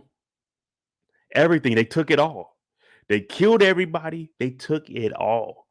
Reuben is like, "What?" Because you remember, Teddy said this has the Russians written all over it. Now, I don't know what kind of agent Reuben is, but I think is he Mexican or he's Latino, but he was in Russia and he's part of the KGB. It's weird. It's weird. But we know Costa Rica happened. Gustavo went out there, saved the day, risked his life for the country, for you and for I. Now his boss is telling him, "Look, man, what the hell? You not moving fast enough. Teddy and them, they wilding the fuck out. You supposed to be bringing Teddy down whole time. Our backdoor packages from Costa Rica was supposed to come in, but they took it all." So Reuben's looking at, all right, look. Let me try something else. Sissy and Franklin, they bullshit. Franklin gave me some dumbass story about how he was handcuffed to a pipe in the basement. Didn't have anything to do with anything. He ain't give me no information on how the drugs come in, where the guns go, what Avi does, even though I killed Avi, but that ain't that a boss. I had to do that. But let's switch from Sissy and Franklin ass, because Sissy don't know shit anyway. And give me Gustavo. It's a dude named Oso. It's a big dude. He worked directly with Teddy. You let me get him, I bring down the whole organization. Right now, we exposed the CIA within 2 days. Now, boss man looking at Reuben like, nigga, dog, you're taking too long. You're taking too long. What do you think is a reasonable amount of time for Reuben to try to close this case on the CIA? Let's just say he's been working on this for Franklin was gone. I mean, not Franklin. Leon was gone for what, 2 or 3 months? Was it 2? Let's just say he's been working on this for 3 months. What is a reasonable amount of time for him to potentially bring down Teddy? The last shipment just got stolen in Costa Rica. We had 3 months. We need to be shutting this down by spring, maybe. I mean, summer.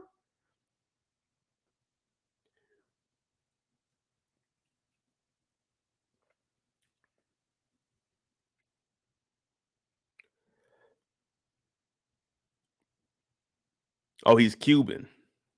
All right. So he's Cuban / KGB. Well, yeah, that makes sense. Hell, they had the Cuban Missile Crisis. Man, that was a wild time. There's a lot of shit going on with that.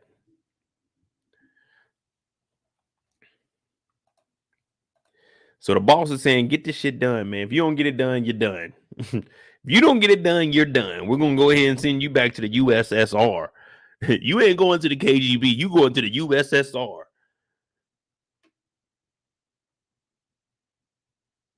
Now, they meeting down in the infamous Los Angeles River. That thing was flooded last week. If my power go out, just know we got a severe windstorm out here right now. So Reuben wants to get with Gustavo now and potentially have him flip and give up all the information. I said, damn, Gustavo, it's just too many people you working with. And now you about to get the KGB on your case? Now, not Franklin, my bad, Teddy. Teddy and the nasty nurse. Y'all remember the nasty nurse? She came in. Teddy was all banged up and she was still trying to get something. I said, damn, she really feeling our boy Teddy. I ain't think Teddy had women like that, but man, it looks like they throwing themselves out. Now it's getting dangerous out here. Pris is like, oh, okay, what's going on, Teddy? He said, well, I just been thinking. It might be a little safer for you to go ahead and move from all of this because of all the nonsense that's going down. Now, a lot of it's coming because of Teddy. Well, all of it's because of Teddy. If Teddy would have never inserted himself into this, it made some back doors that the CIA didn't know nothing about. And we wouldn't even be having this conversation, man. Franklin would have been a nice little high school kid. Him and Mel would have been married with kids. Wanda would have never became a zombie. Her and Leon, they would have just been kicking it. Kevin would still be alive. A lot of stuff would have changed if we would have never met Teddy. Avi would still be here. You see what I'm saying? So really, the villain of Snowfall is Teddy. Franklin and Jerome, they wouldn't be into it. Louie wouldn't be as, absurd as she is. Teddy, we got to put a lot of blame on you, man. Well, not a lot, all of it. Mel Daddy still be alive because Franklin wouldn't be slinging rock. Damn, Teddy. But he's like, listen, I want you to move. Now, she can read between the lines. She's saying, are you trying to say you want me to move in with you? He said, well, you know, when the time is right, yeah. So now Teddy acting shy. After she been throwing herself. All you gotta do is just ask, hey, man, you want to move in with me? You know what I'm saying? I think it's better we move in together with each other. Now, you got to remember, he's still a CIA agent. Well, he's on sometimes, he's off sometimes. Right now, he's in that gray area. He's affiliated, but he ain't really with it because he got to clean up everything in order to get back into Langley. So he's still a little rogue right now. He's still a little rogue. And she's like, well, listen, you tell me when it's time to move and I'm going to move in with you. So Teddy like, shoot. The first thing I would have thought of if I'm Teddy, right here, I would have told the nurse, get what you can. We gone. I'm going. There's $73 million, y'all. I'm not sticking around this trying to get back in the CIA. I'm gone. I'm laying low. The CIA is not going to be able to follow me around. I'm shaking them. Now, I can elude them for a couple of years. Just a couple. Because, eventually they're going to catch on. They're going to find your ass. But, man, you can go for at least a good 10, 15. They're going to be talking about, yeah, man. They finally arrested Mo, man. He's been playing a double agent for the last 17 years. Mo was FBI. Like, damn, Mo was really FBI, man. We trusted that dude. Now everybody want to get at me. I'm like, man, I was just doing my job. That's what Teddy thinking. He think he just doing his job. But I couldn't be a federal agent, and I definitely couldn't go undercover because ain't nobody getting locked up with me on the case. We all eating. It's like, it'd be just like BMF with me. If I got something, y'all got something. So that's why I never got, I never got hired at the FBI. Now, Sissy, she walking into her house. La-dee-dee. Oh, man, I'm about to take a nap. I'm about to get on this couch. Watch a little bit of BMF. Then in the back, all you hear is, wait a minute, what the fuck was that noise?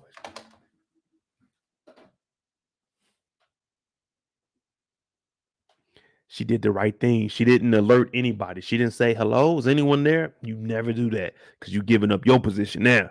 But she comes in and she hear that noise in the back. You got to pull that little motherfucker out. That thing right there is going to knock you. You may think it ain't got a little punch, but it's going to knock you, especially Wanda. Wanda ain't on her superpowers right now.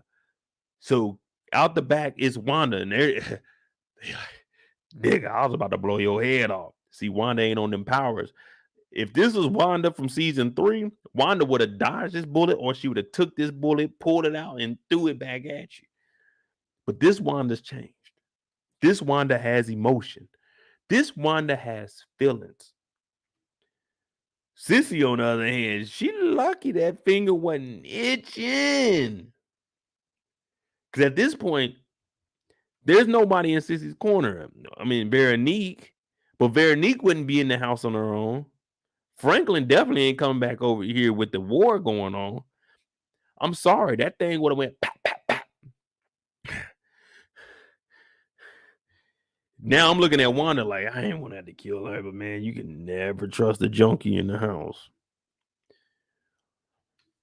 But they sit down and they start talking, and Wanda never wanted to come back from Africa. She always wanted change, and she's admitting that it's tough. Living in the projects, I joke around about the junkie shit. I mean, at the end of the day, it's still a human, and yeah, people go down the wrong path sometimes, and it looks like Wanda has changed, and she's at least admitting that being in the projects is tough. Just for the simple fact, man, she can smell it.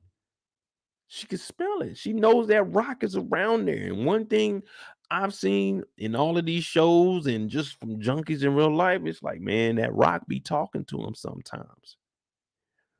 Sometimes that rock be in the ear talking about, smoke me. Wanda. Wanda. Come out and smoke. Wanda. We miss you. But then sometimes you got them demon rocks. So while all the other rocks are being nice, Wanda, we miss you. One of them you gonna hear, Wanda. Yeah, that's that devil talking. You see, drugs play mind tricks on you. And once you're addicted to it, there ain't nothing you can do to stop it. It's a long fight, but it's a continuous fight. You got to fight that urge for the rest of your life. Whether you think about it or not, you got to fight that urge. I have the same thing, and y'all know it. Y'all know how I feel about gambling. Every day I fight the urge to try to bet on some more games. I do it with my boys and shit. Sometimes I might get on the app, but it's tempting to not do it every single day. It's tempting to not do it but it takes discipline. I gotta fight that for the rest of my life. If I ever go broke, y'all know that nigga Mo stopped fighting. Mo gave up. Gambling got the best of them, but right now you ain't gonna see that. I fight it every day. That's one of my stressors that I do have. Every day that I wake up, I'm like, ooh, let me put some money on a game. But I said I can't do it every day. I can only imagine how that Rocky is. Wanda, come out and smoke. Wanda. That shit hurts. It hurts. But that's her fight. And what Sissy is saying, hey, man, when Alton put the drink down, that's when he started up, you know what I'm saying, collecting these clothes and giving it to people at the shelter. So I joke around a lot, but we do that on this channel. But on a serious note, Wanda knows that, hey, her weakness is that rock.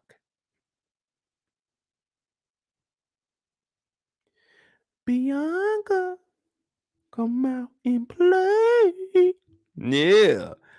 Wanda, come out and smoke. Wanda, come out and smoke.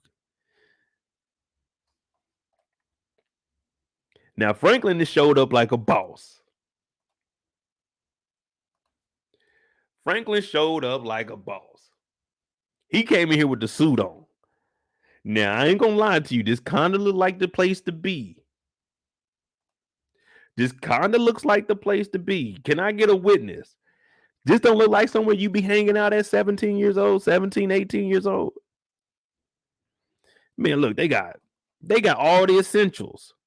They got a revolver. They got some beers. They got the Crown Royal. Oh, these are Coronas. They got the Tito's. Oh, shit. Man, they got vodka in here. They got the Crown. They got some Coronas. What are these Heinekens? I don't even know what these is. They got little shot cups, right? Oh, man, this might be the place to be. They got women. Oh, man, let me tell you. I would have been over here. Man, I would have been leaving school to go over here. If I knew there was a spot that we could just hang out like this. See, where I moved to, most of our parents, we couldn't be at the house wilding out like this. The house smelling like weed and shit, like 15, 16, man, you in trouble. But man, if we had a spot like this,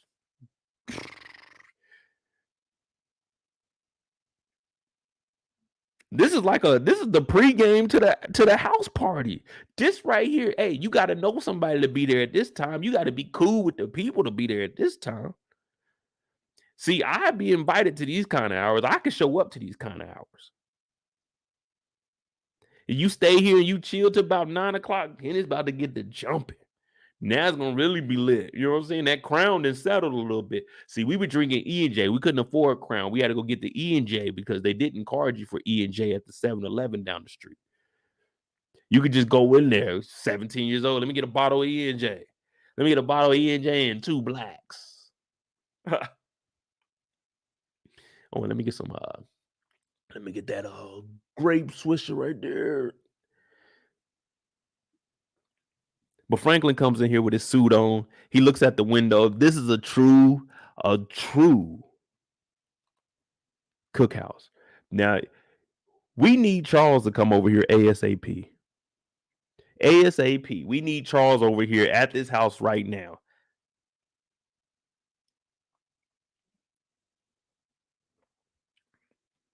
And the reason we need Charles over here is because this ceiling fan needs to be. Look how much dust is on this. This shit gonna fall in your drink. You can't turn that fan on. You turn that fan on, man, all kinds of shit gonna be in your drink. It's gonna be in your drink. It's gonna be in your hair, on your body. You might be talking. You might be talking. It's bugs up there. You know it's roaches up there. They kicking it. This fan ain't been on in 7 years. This fan ain't been on so long. It's so much dust on the goddamn glass around the light bulbs. The light bulbs don't even shine bright like a diamond no more. You got to live with the sunlight coming in. You can't even turn the overhead light on in here. But Franklin sees this nonsense and he's like, hey, get the fuck out of here. Right now. If you ain't making no money, get the fuck out. You too. Get out of here. Because these young men are distracted. Now Franklin goes into the kitchen. And we were all wondering, when was this going to happen? This one chicken on the stove, and they got that water boiling. T Grizzly told me 400 degrees. You know what I'm saying? Got to keep that water. Yeah, you got to keep that water at the right temperature. We rocking up over here. You say we got the glass over here. They rocking up on this side. This right here, we just getting the boiler. This is where we going to cook at. Then this is where we rock up at over here. You know what I mean? You got to move it. You got to remove it. Then you got to put a little bit of ice in there. Let it form. You know what I mean? Right hand, cook with the right, whip with the left. I've been telling y'all this. Now Todd's in here like, man, I don't care who you are, man. Who is this nigga? He's like, man, why does it matter? Kane sent him. Now, when Big Dog Kane talk, you got to listen. You're supposed to listen. That's just how it is. I talk a lot of shit. Y'all know I do. I'm sorry, I do. I apologize. I'm a shit talker. But when I get around the boss or somebody that the boss then sent to watch me, I don't say nothing. If you ask me a question, I answer. I don't do no talking. I don't do no singing. I don't even say the word ain't. I don't even say the word don't. I say do not. I don't abbreviate nothing. I actually think about what I'm about to say, and I execute. No, sir. Typically, we cook on this stove over here, and then we'll move it to there, and that's where we rock up. The technique that we use is not, I wouldn't say it's too advanced, and our ventilation in here isn't really adequate or not, but This is the setup right here. It's really just two stoves. Yeah, I'm not talking bad to Franklin. This nigga came in here with a suit on. I know he ain't no cook. But Ty's like, man, I know who you are. I don't care if your name is Saint. Well, listen, they just told you that Kane sent them over here, so it's about to get ugly. Hit him in the gut. Bow. Dropped him over. Oh, on the stove, man. Now let me tell you. That's another thing. I ain't never been pistol whipped, and I ain't never had my face put on the stove. That's two things I don't ever want to happen. I've been burnt on the stove before. I was burnt. I burnt my whole finger, like these 3 fingers, on one of the little lamp posts, little fire lamp posts. I accidentally touched one. It burned these 3 fingers. When I tell you, it looked like a burnt hot dog for about a week and a half. Man, that shit hurt. But my face, I ain't never had this before. I don't want nothing to do with that. That burner was on 8 before Franklin turned it off. Now he said, you want to cook?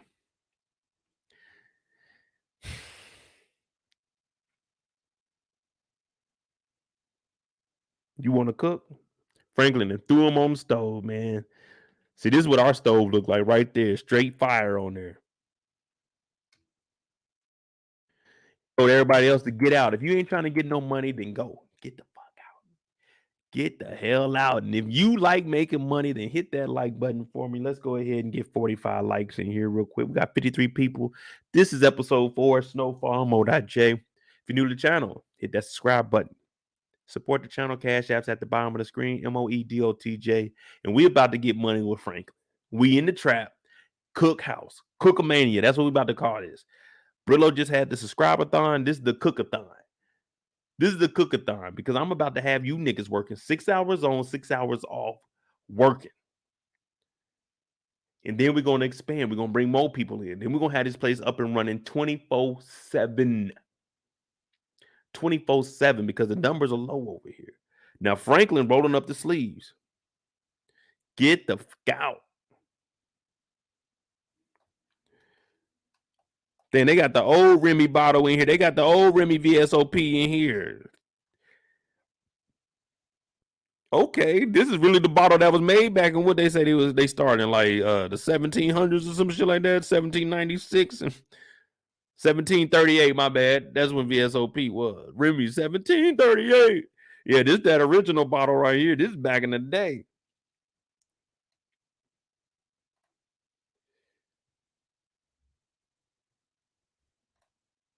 Y'all can say, let me give you a little Dorima to California. What is that? What is Dorima? What is that?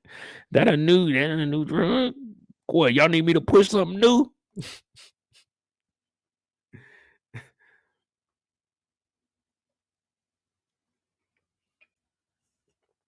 Franklin came in here clean though. But this has been a stressful day. He just found out he ain't got his money. His money ain't coming back fast enough on the block. And then his girl, they ain't figured out shit. She talking about stay here. I'm gonna go figure it out. Now he got to go over to the cookhouse and cook, man. They kicked everybody out of here. One boy shows up talking about, man, I want to cook, man. I want a job. Cool. You got one. 6 off, 6 on. Man, I gotta take, man. I gotta do.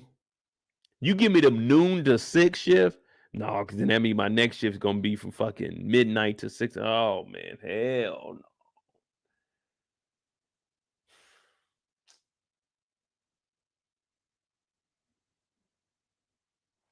Oh no, it ain't. If I do, you give me noon to 6 p.m. 6 p.m. to oh yeah, my shit would start at oh hell no. Midnight to 6 would be the worst hours. Man, I ain't gonna lie to you, man. I probably wouldn't cook but 1 brick a night if I had fucking midnight to 6 in the morning. I'm on the stove sleeping. Ashley said Franklin is unhinged. Oh, do re mi. Okay. Do re mi. But no, I'm not an R&B singer. I'm a gangster rapper throwing up the middle finger. Someone name that rapper. Do re mi. No, I'm not an R&B singer. I'm a gangster rapper throwing up the middle finger.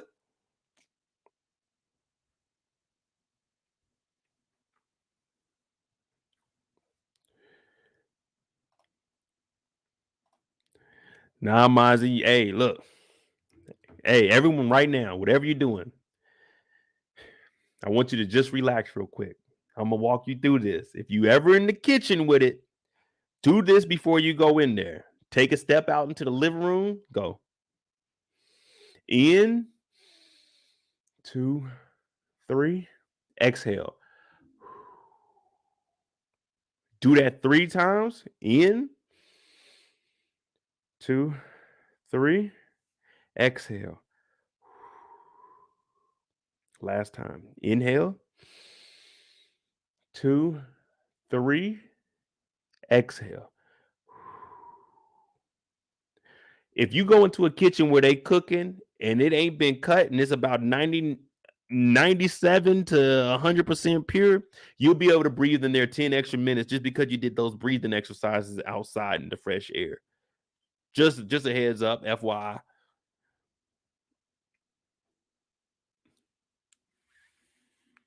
In through the nose, out the mouth. You go in that kitchen, you can whip, whap.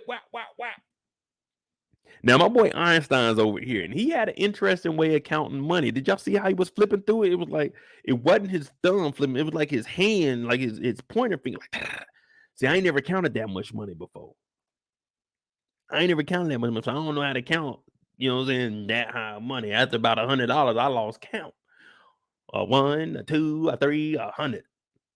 But he in here, he's stacking it up. Now, it's money everywhere. It's money everywhere. He eating. He got the bottle of hot sauce over here, and he got that Thule on him. Now, young Jeezy told us we count hundreds on the tables. We got 20s on the floor. He got 20s on the table. I don't think he's doing it right. But Einstein is keeping the books. Now, Dion comes in like, man, what's going on? What is this paper? He's like, man, I'm applying for colleges. He said, colleges? Why would you want to go to college, nigga? You making all the money you listen. You making more money than any of those professors. Plus, you're already smarter than them. And he's like, nah, man, Leon is saying I should get out. I should go do this. Why not? Broaden my horizons. Dion's like, man, that's stupid, dog. You making more money than anybody. The projects is booming. You got respect around here. Don't nobody fuck with Einstein. They got money drying in the back. Man, it's crazy right now. It's crazy right now. What do they say? Like 90% of the bills in America got cocaine on it, cocaine residue. They over here drying theirs out. They doing a good thing for the community. Look at that. They trying to clean the bills just in case regular people get them. They don't want any drug residue on their bills. So Dion, we need to start looking at him as like an environmentalist. He's trying to save everybody. He's washing his money, literally.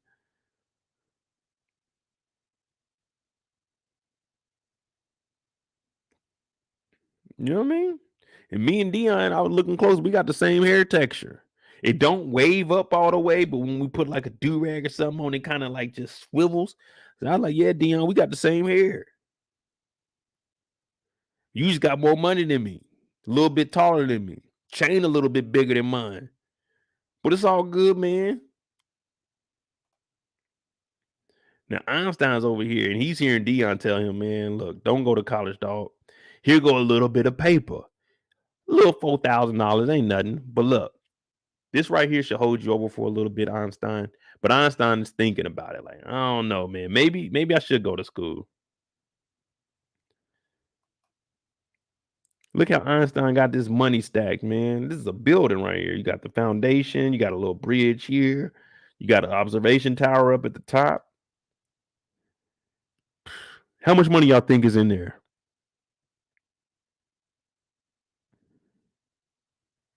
And if Dion has this much money, how much money you think Leon got? You think Leon got more than this stashed away? Because what was it? 5 million was stole from Franklin. So maybe Leon did have like 3 million, 3, 4 million. If Franklin had 5 and got robbed, and they got all this over here.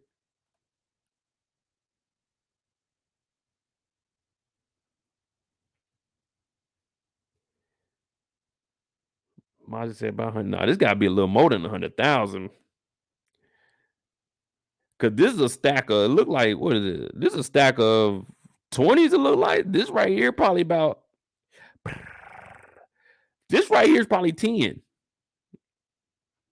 I don't know. I can't really tell, but I think it's more than 100,000 in here.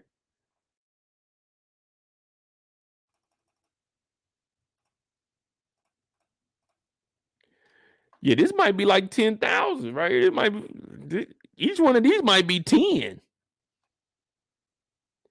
Let's just say each one of these is 10. It look like 20. You need, what, 500 of them to get to 10,000?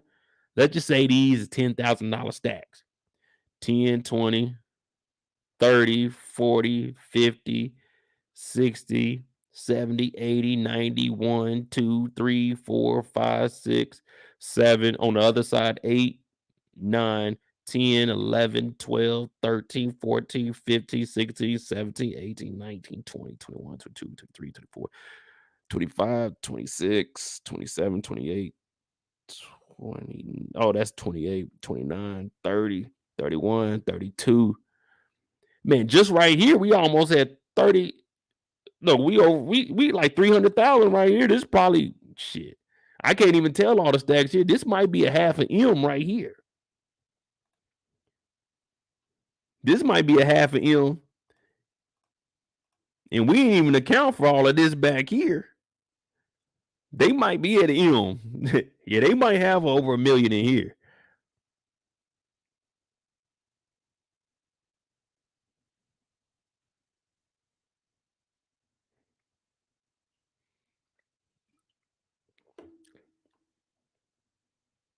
Now, you heard Big Meech.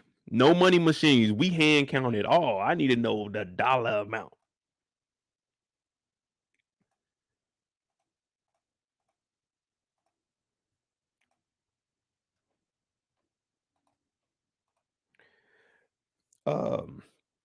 Is this picture of Leon dark to y'all? Like, how is it on y'all screen? You know, I don't ever watch my lives back. I just get on here and cut out the parts that we need for the rants. But is this dark? Is this picture dark to y'all? Or can y'all see it clearly?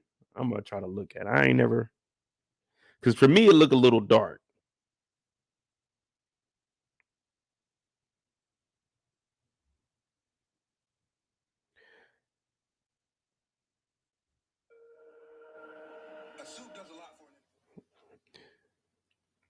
That's crazy. I just clicked on my live and they got the power trailer playing before my live for Snowfall. Damn you 50.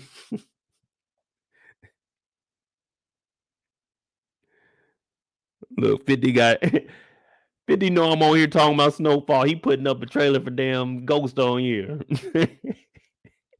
Damn Snowfall. Y'all better get even. Y'all better go get them back. Hey, on next Friday, y'all better be dropping y'all trailer for the next episode. Power ain't playing around with y'all. Power ain't playing around with y'all, Snowfall. You know, I don't choose sides. Hey, I'm looking at both, but I'm just saying they ain't playing fair. They advertising. We talking Snowfall. We an hour 50 into this. They showing power commercials before the people getting this live. Hey, Snowfall. Hey, they ain't playing fair. Now Leon comes up to Dion because he's like, hey man, you need to put those lights back out in the park, man. The project needs it, man, especially around the playground. The kids are gonna be out there. You don't want them to pick up a dirty needle or nothing. You just want them to be able to see. It's like, man, look, changes, Leon. You told us that. You said that there were gonna be changes. And right now, this ain't the same place you left.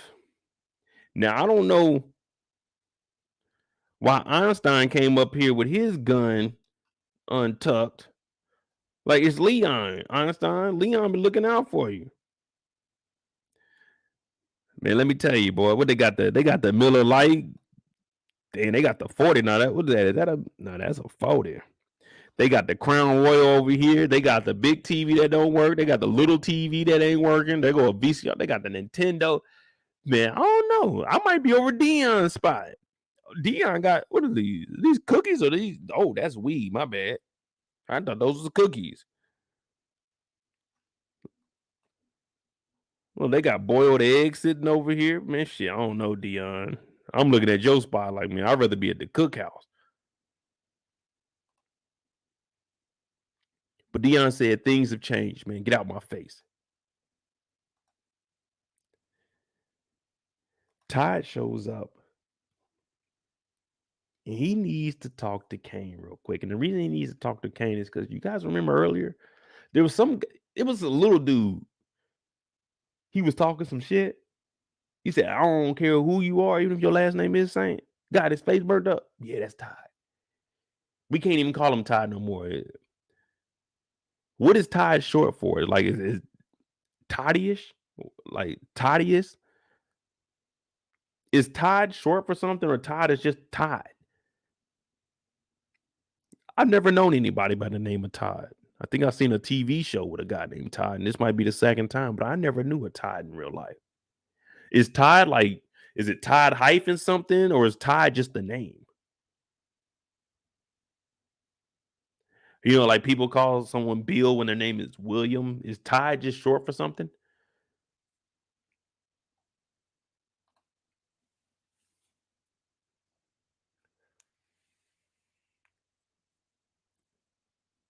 But Todd got his face burnt up. He's like, look, man, ain't no talking, ain't nothing gonna fix this. Franklin, he got to pay.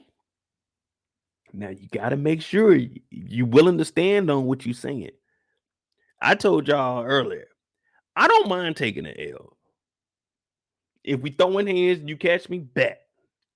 One more time. I just gotta verify that you know what I'm saying, that I can't beat you. I just gotta verify that I can't beat you. After that second time, hey, much respect to you. You got me 2 times. It wasn't a fluke.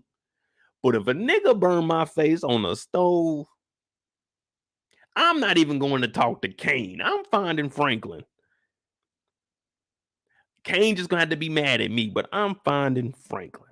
But he goes and he's telling, hey, big homie, big dog, look, what Franklin did to my face is fucked up, man. And there ain't nothing you can do or say to fix this. I gotta get my get back. Now Kane is looking at him thinking, man, shut up and listen. And I told you all, I be talking shit. The boss come around, I be quiet. As soon as he leave, I be back talking shit. Franklin came around with that suit. He said he was gonna show us a better way to cook it. Bet. We gonna do that. We got it. Let me make sure I learn this good enough that he ain't got to come back and check on me. That's how I always maneuvered in life. Let me do a good job so they don't come back and check on me. Because I don't like that micro supervision. That's just stupid to me. Give me a task, let me go do it. So if Franklin came and told me how to train and I already knew how to whip it with the right, see, I'm lying because you got to whip it with the left. You cook it with the right. But if Franklin came and told me it was another way to do it, then I'm going to listen. But if my way work, I'm going to keep doing it that way. I just know I got to make sure that I'm cooking. Not just cooking anymore. Cooking. Because this nigga talking about 6 on, 6 off. Now, Kane don't give a fuck what's going on in the cookhouse. He just knows that it's about business. Dollar signs, green. That's all it's about. So, Todd, you need to pay attention and listen, or I'll sit your ass in the corner. Or as Nino Brown said, sit your $5 ass down before I make change. It's bigger than Nino Brown. This is big business. Todrick. I like that, Ashley. Todrick, yeah. I'm going to name my firstborn Todrick. Where you get that name from? Man, my pops was watching Snowfall in 2023. And there was a dude named Todd on there, and he didn't know what Todd stood for. And Ashley said Todrick. There we go, y'all. Todrick. Now, Jamal, he has aspirations of being a big timer. And that means getting your roll on, get your stun on. Jamel came over here right after work. Oh boy in here whipping it up. Remember, he came back to the door and said, I want a job. Bandana up. I cooked the dog with the right and I whip with the left. Y'all thought I was playing. What is he doing? I cook with the right. He ain't whipping it. He cooking with the right. Y'all thought I'd just be talking. Listen, I'm telling y'all, cook with the right. Now Jamel's over there looking like, damn, man, this shit funky. That's why you got to go outside, do the breather exercise. In 3 seconds. 2, 3, exhale. 3 times. Get on in there and you can cook. Now Franklin shows up. You know, he bandanaed up too. Put the bandana on because listen, if you're going to be a boss, if you're going to tell somebody to do something, you got to be willing to do it yourself. Now, Franklin does make a joke. He's telling me, man, you bring some burgers. Franklin was serious. Franklin's been running around all day. Franklin was on that first 6-hour shift. Franklin just came back to check on him. So, Jamel, if you're going to be coming over here after work, you do need to bring burgers. That's your job. You got to bring burgers, bro. Let me get a double cheeseburger, bring that motherfucker through. It don't have it in a brown paper bag because I was watching Minutes of Society the other night, and the guy that had cheeseburgers in there, I don't want nothing to do with none of that. So, Jamel, I want you to bring over cheeseburgers in a plastic bag. But he makes a joke, and hey, it's your first day on the job. If the boss is making a joke with you, cool. Cam said Franklin is crazy. Exactly. So if he makes a joke, you got to do it. You got to do it. We've all been there. Now, most of the time, I don't do it. I don't play by the same game as everybody else. If something ain't funny to me, I'm probably not going to laugh. We used to be in front of the Commanders. They make a joke. Everybody. I'm sitting there like this.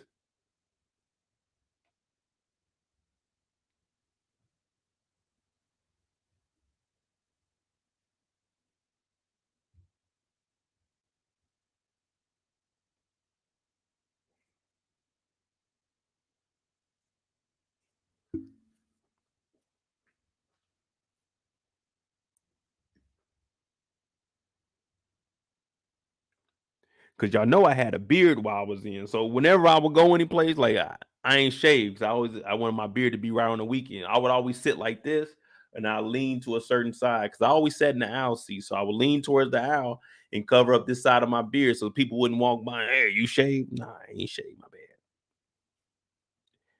But we in here whipping it up, y'all. We got 3 stoves. Well, no, this is the wait a minute. No, this is the second one. This is the burnt stove. We can't cook on that first aisle right now. We got to get that replaced. Franklin put too much pressure on it. Like, that's good for a pot full of water, but a whole head on there, they say heads weigh 8 pounds. They say heads weigh 8 pounds. So this eye on the stove, it don't turn on right now. We got to get that fixed. Thanks to Franklin. What's up, Daria?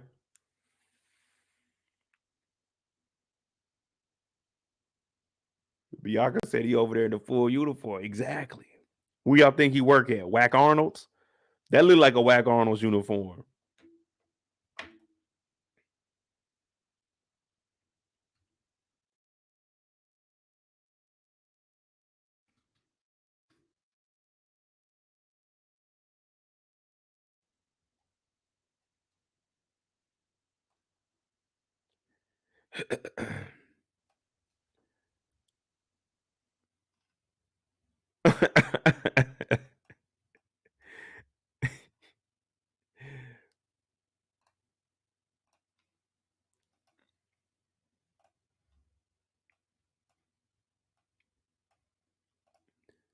It ain't too far off. Okay, the tops are a little bit different. They're brown, red, and white. They red, white, and this might be brown across the top. It's more like a knockoff McDonald's. Whatever it is, Jamel's here to get that money, that paper.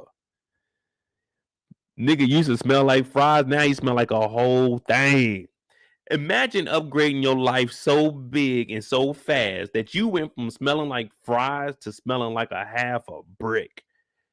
You really upgraded life quickly. Like, you really got the cheat code to the game. He used to go home smelling like fries, milkshakes, burgers. This nigga smelling like a pack of that loud.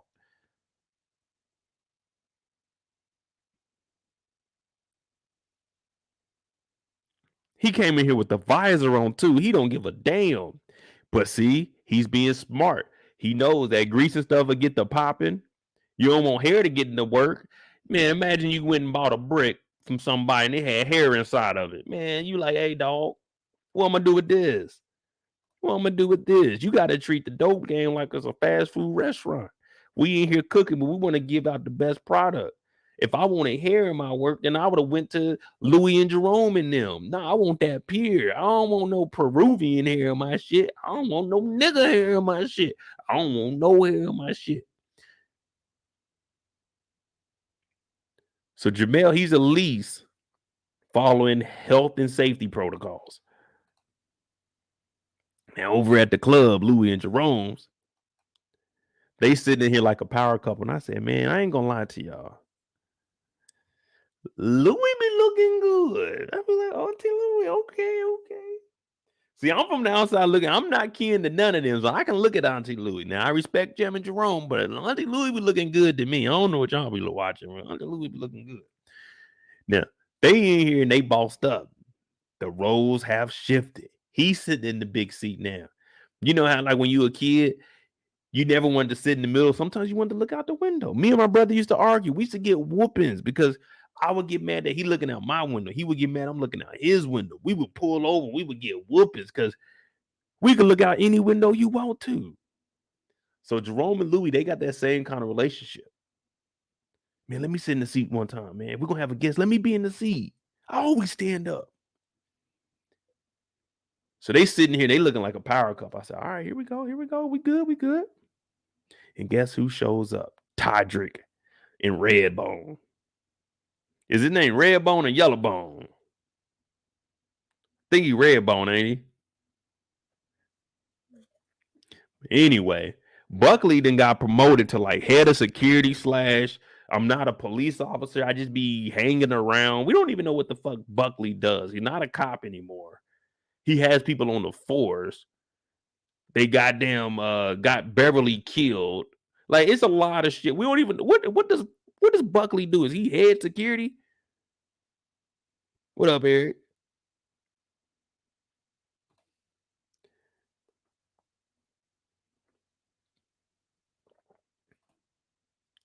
Miles said hot dogs. I forget the name. Oh, I know what you're talking about. What is it? The Wiener Schnitzel?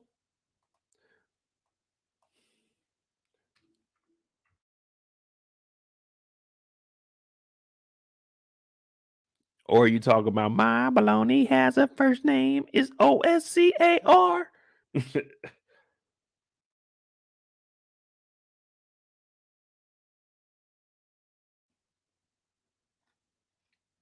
OT said the head crackhead in charge. Come on, man. We don't know what the fuck Buckley does, man. I don't even know if he got a pension. Buckley got fired, and this nigga just been tagging along with Louie and Jerome. This nigga be in the office chilling, high as hell, talking about, yeah, man, we can go ahead and get him, but I got some boys on the force. I'm like, Buckley, shut the fuck up, man. Shut the fuck up, Buckley. But we got a guest, and it's Todrick. You remember Burnt Face.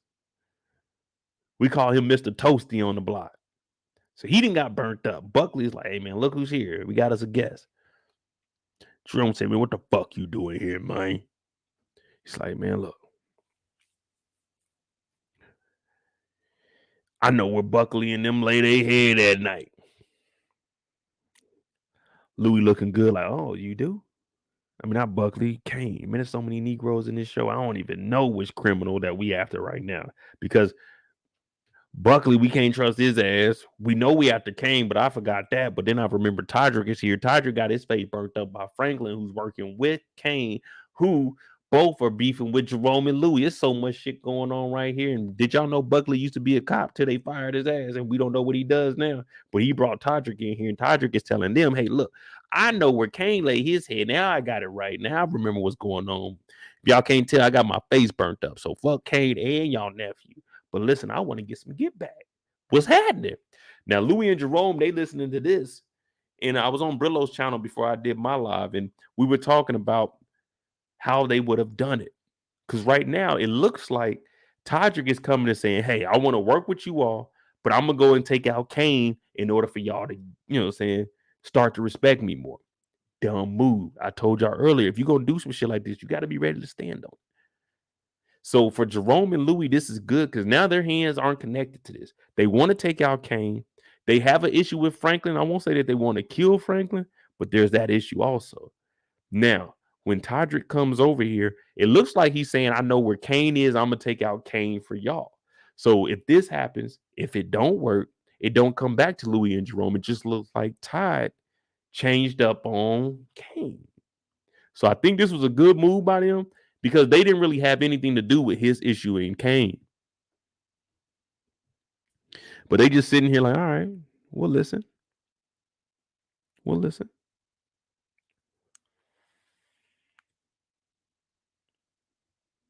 We'll listen. Now, Leon sitting just like me. We just blowing dodo, man. That's all we doing right now.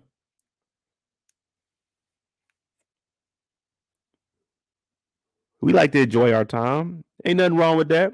Now, he in the projects. He chilling. He's still Leon. He just ain't moving work like he used to. Wanda comes and shows up. Now, she been having a long day. She was over at the shelter helping out with Sissy. Make sure you hit that like button. Let's get like 50 likes. Come on. Let's get 50 likes. Come on. I want y'all to hit that like button like Wanda likes Leon. I want y'all to hit that like button. I want y'all to hit that like button and really mean it. Just like Leon loving Wanda. And no matter what Dion says, so what? Everyone's ran through her. We know what she is. She's a crackhead. She used to be a whore back in the day. We know that. That don't even get to him. But it's just being disrespectful. Now, Brilla was talking about he hates somebody that just keeps pushing buttons. Pushing. Hey, man, don't push my button. Push. Hey, man, stop this shit. Push. Eventually, someone is going to break. And Leon is hearing all of this. Wanda, man, he wiped up that crackhead. I used to have that every night. Nigga, you bragging about knocking down a crackhead?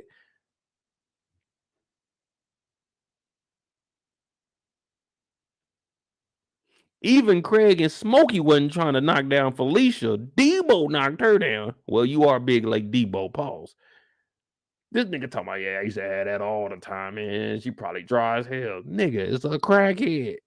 Don't nobody care that you was knocking down a crackhead, nigga. Nigga, you a crackhead for doing it, you nasty fuck. And I don't know why Dion is hating like this, but I guess it's because Leon keeps telling him how to run his operation when Leon left everybody out here. Now, Wanda is hearing this, and you know sometimes words can get to you. She looking at Leon like, hey, man, look, we need to get back to Africa. And Leon saying, man, I thought I could change these niggas, man. I thought I could change them. But in reality, you can't. You trying to, but you can't.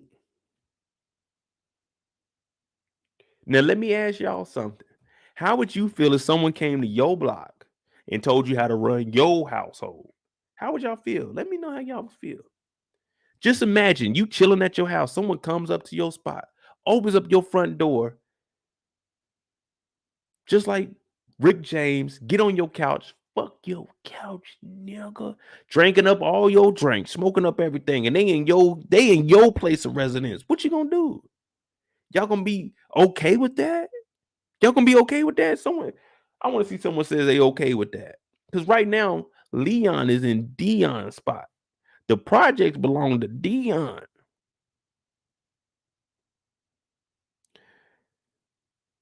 How would y'all feel if someone came up and see OT already saying we would have a problem?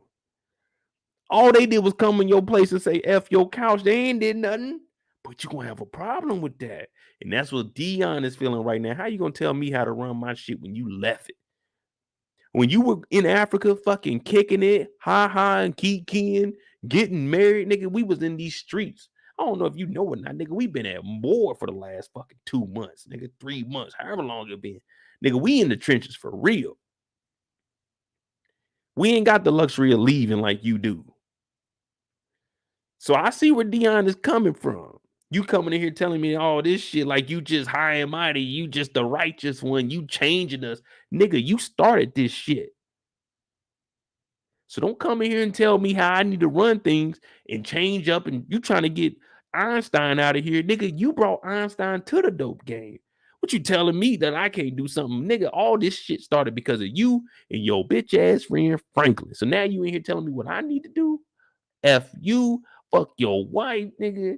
What Riley say? Oh, fuck your car, fuck your trip to Africa. Fuck all that. So Dion, he has every right to be upset. Y'all not letting someone come in y'all house and do it. Why would he? Why would he? Y'all got to understand, this is called Snowfall. Not getting your feelings and get out the game. This is Snowfall. In the hood, they call me Jeezy the Snowman. Get it? Jeezy the Snowman. I'm iced out, plus I got snow, man. You didn't hear Jeezy say, they call me Jeezy the Melted Man. I'm out the game? No, that's not what Jeezy was saying. Jeezy told us you couldn't walk a mile off in my Air Forces. Hey, I made 100,000 in these Sean John jeans. I went from old school Chevys to drop top Porsches. That's what Jeezy told us. Jeezy ain't say nigga get out the game and go to college. How Leon gonna come in here and tell Einstein go to college when nigga I've been around nothing but dope and money this whole time? Nigga, you got money to go to Africa. If you care that much, get me out the hood then, nigga. But no, Leon ain't do that. You know what happened? Y'all know Leroy?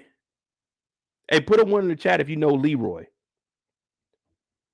Put a one in the chat. I'm gonna grab me another drink. Put a one in the chat if you know who Leroy is. Put a two in the chat if you don't know who Leroy is. Because I'm gonna tell you something. Leon ain't nothing different than Leroy. So let me know if you know who Leroy is. I'll be right back. Hit that like button. Hit that subscribe button. You know I'm tired all the way in.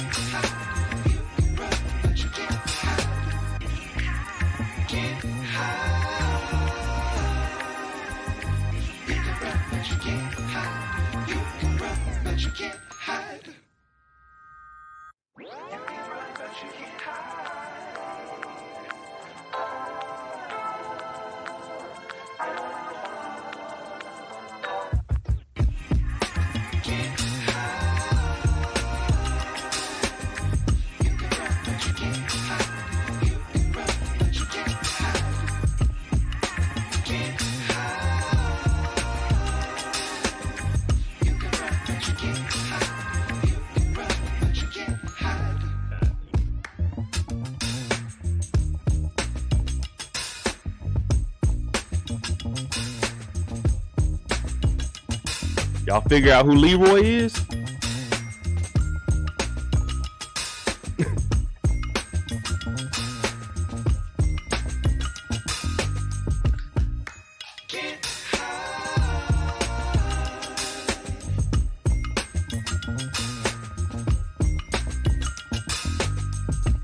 I'm gonna tell y'all why I call him Leroy.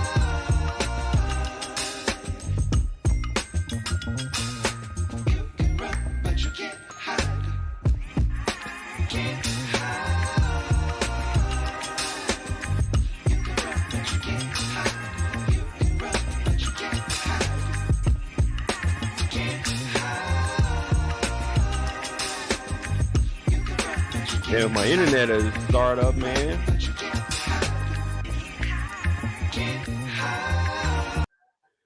All right, I call him Uncle Leroy. His name is Uncle Elroy. And the reason I call him Uncle Leroy is because as soon as he got his check, he was gone. Uncle Leroy left. It ain't Elroy no more. He leaving. He Uncle Leroy. He ain't Uncle Elroy. That's exactly what Leon did. Leon got his check and he was gone. This nigga went to Africa. As soon as I got my check, I was gone. Uncle Elroy was gone. That nigga name went from Elroy to Leroy. That ain't no different than what Leon did. And that's why I said, y'all know Uncle Leroy, Leon, no, he leave too. Leaving. Uncle Leroy, my best friend Leon, they both leaving. Man, He turned his back, and now everybody in the community looking at him like, man, this nigga putting up light bulbs in here. He putting up light bulbs in here. Hey, OT, I told you, hey, this is gonna come in handy on Sunday, man. But I was drinking this before the influencers got it. I was drinking this before the influencers. Hey, when this first dropped, you know I was on it. Come on now. I just need something to hold me over, you know what I'm saying? Because we got a fight brewing. We're getting ready. We're about to go there. I think Brillo pointed out that there was only one light out here in the projects, and it's just right over where they lifting weights at. Building 27 got the light. I'm trying to live in building 27.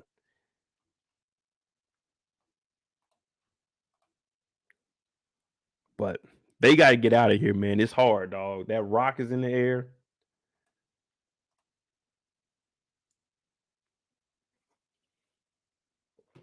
She could smell it. And she wanted to leave. I don't know how they're going to get the money out of here, though. What y'all think?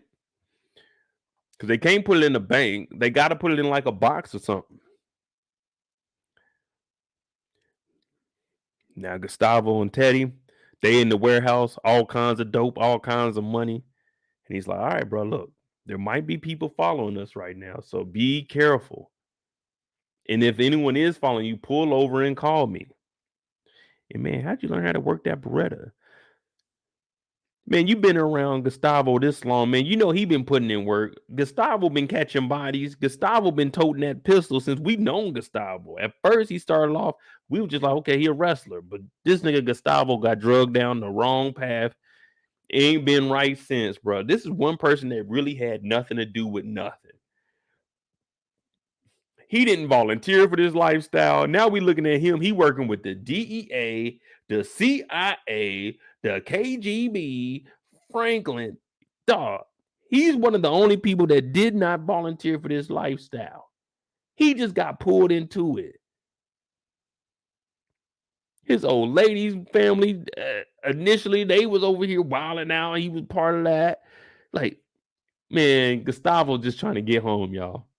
This man Gustavo ain't had a full night's rest since we met him.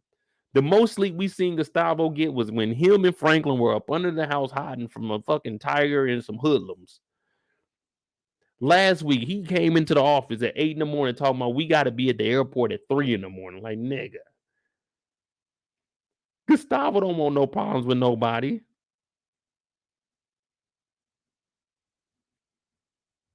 I can't even call him a snitch, man. He just trying to make it home, dog.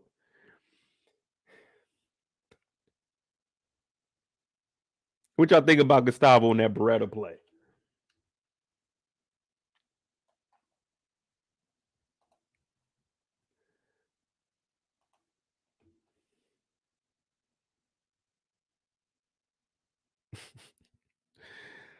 Fucking Gustavo. Now Teddy's looking at him. So when I seen this, I kind of think that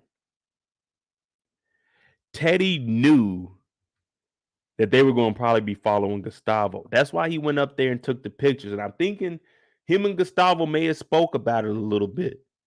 And Gustavo seen that picture. So I'm not thinking Gustavo's going to work with the KGB, even though they talking about they're going to forge some documents for him. I don't want forged documents. If I'm going all the way out to turn in the CIA, I want real documents. If I'm exposing the CIA, I want real. I'm not about to get all of this shit turned in to get Teddy kicked about the CIA and expose the CIA for you to give me forged documents. And once they find out who helped you, because they're going to do a huge investigation, they're going to see that Teddy was working with a nigga named Oso, aka Gustavo. Now I'm living in America, forged documents with a couple M's in my account. Nigga, I want legit shit. That don't even sound like a good deal. So right now on my list of motherfuckers that I'm about to go and talk to, number one, I'm going to holler at Franklin. Franklin, I'll get you Teddy for 10 M's. Number two, if I had to do it and I was in Gustavo's position, then I'm going with number two, the DEA. I'm turning in Teddy. I'm turning in everybody. Number three, I'm going with Teddy. Number four is the KGB. The KGB sound like the worst deal on the fucking table. They don't offer you anything. You turn them in, we give you some money and some forged documents. Well, when they find out that these documents is forged, when I get pulled over one day for running a stop sign or driving through a yellow that turned red, but hey, man, I didn't have a blinker on. When I get pulled over that and they run this shit and they see that it's forged documents, nigga, they gonna seize everything that I got. I'm gonna get deported and I ain't gonna have nothing. And I'm not even gonna get deported right off the bat. They're gonna make me do some jail time because of all the shit I did with Teddy goofy ass, and then I'm gonna get deported. The KGB deal is off the table.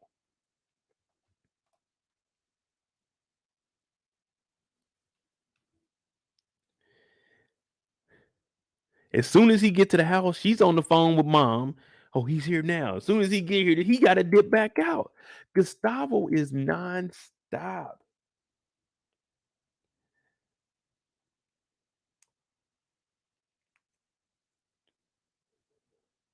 As soon as you come in the house, where you been? This nigga just got back from Costa Rica. This nigga just put his life on the line. This nigga had to depend on Teddy with a motherfucking sniper. He had to jog over there, throw a ball in the air, then dodge a sniper bullet, shoot two niggas. Dog, this man is tired. And as soon as he gets home, she nagging. Wah, wah, wah, wah, wah. She talking to me like I'm dumb. I should have known. It's just wah, wah, wah, wah. He like, fuck it, nigga. I'm about to go get me something to drink. Ain't been sleeping 2 days. Killed a couple of niggas, came back, same clothes that he killed a nigga in. He back, and she talking about, where you been? This nigga said, I'm hitting the bars where I been. And he go right back to the bar. He getting a couple shots in. I said, okay, this might be the place to be. I need to learn how to salsa dance. Can anybody teach me how to salsa? Yeah, I learned how to salsa. I'm gonna turn up a little bit. If I learn how to salsa, man, I'm gonna enter into a competition. That might be my task for this year. Learn how to salsa dance. I don't know where I'm gonna do it at, but I could just picture me on the dance floor with someone's grandma, just salsa dance. You know what I'm saying?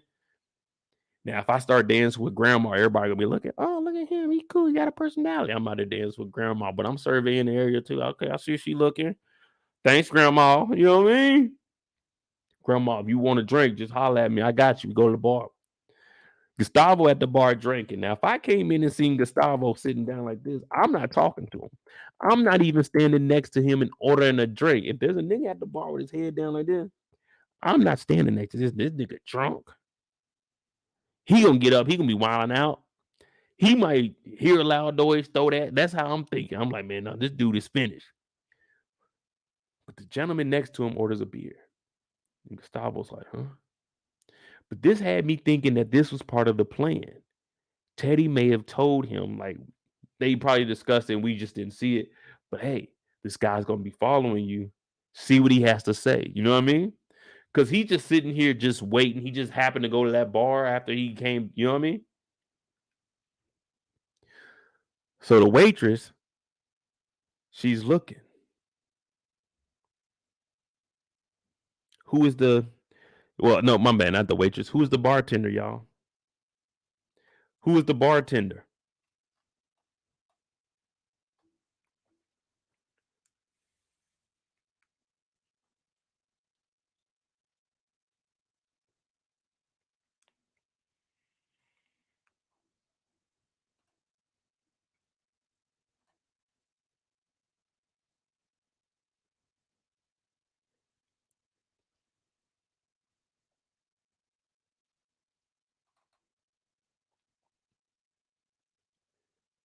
Does she look familiar?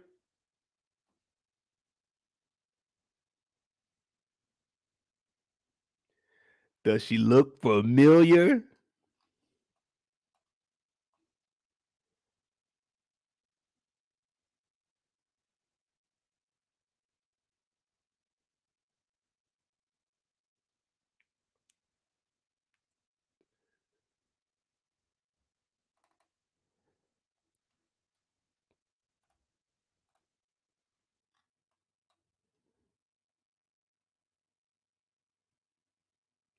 Teddy set this up the whole time.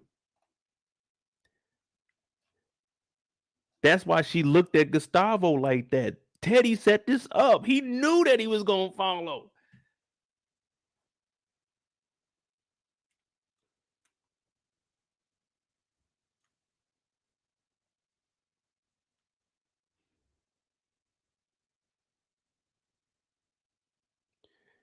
Damn, Teddy is smarter than we thought, y'all. He set it up the whole time.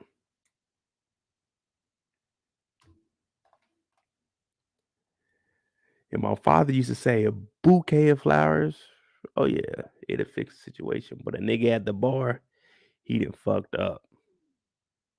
He done fucked up. I had to rewind. I said, wait a minute. Teddy, you slick mother sucker.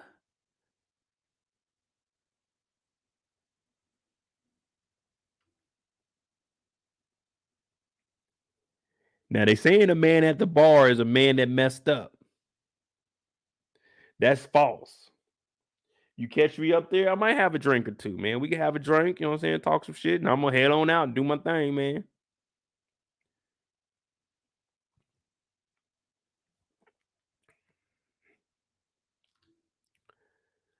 So basically saying, look, I met you a while back. Maybe I was serving you a little bit of champagne. You probably don't know who I am, but if you can bring in Teddy to the CIA, we bring him down. The KGB will make sure you got forged documents.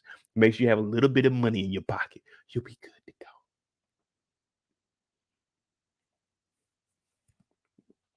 If I was Gustavo, I would have said, if I was to work with you, I need real documentation. I know you the KGB.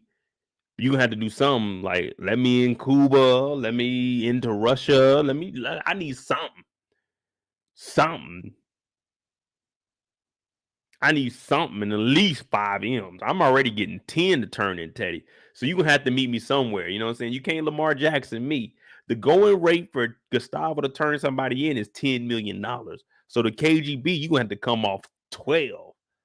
You can't match the offer. You gotta come up off 12 M's. And I need 6 up front. You can call me back end Gustavo, but I need 6 M's up front, 6 M's on the back end.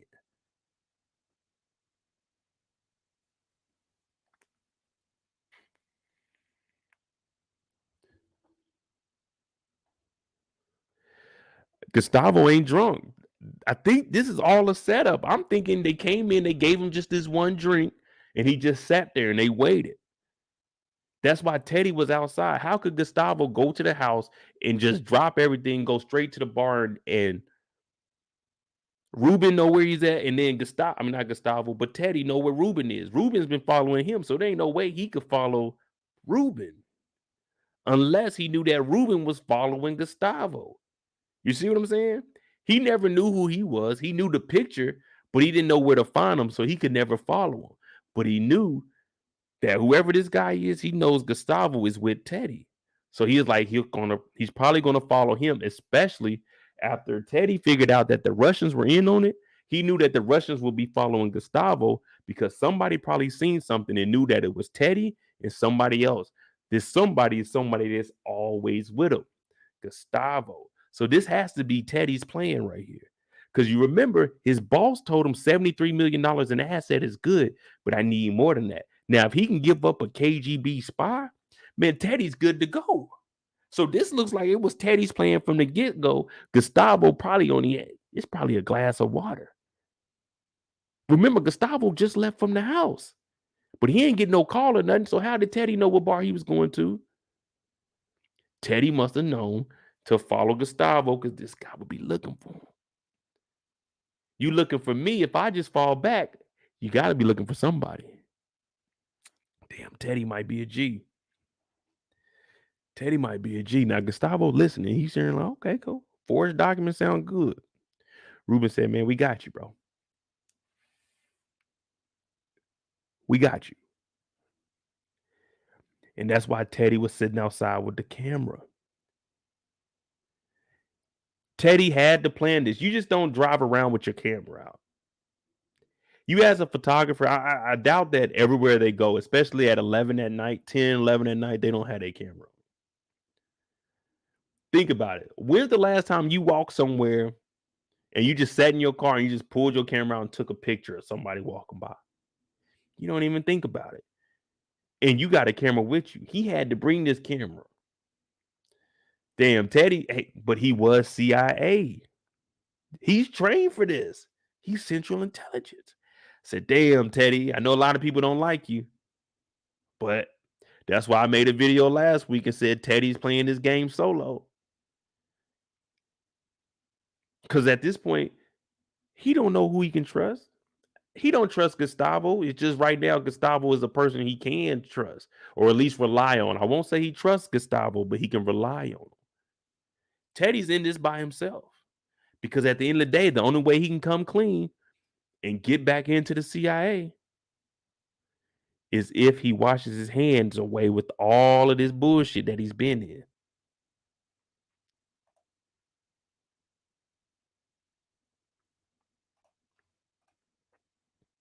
Then we got Cassandra and Veronique, aka pretend mother-daughter, aka potential federal agent, aka a real scam artist.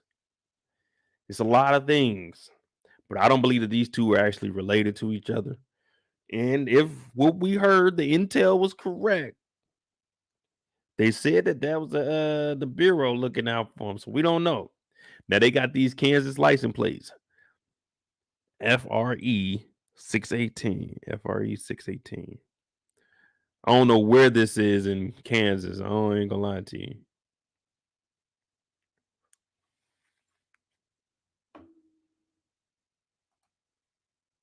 And Tony is telling him, look, Gustavo, wake your ass up. Maybe Gustavo was drunk.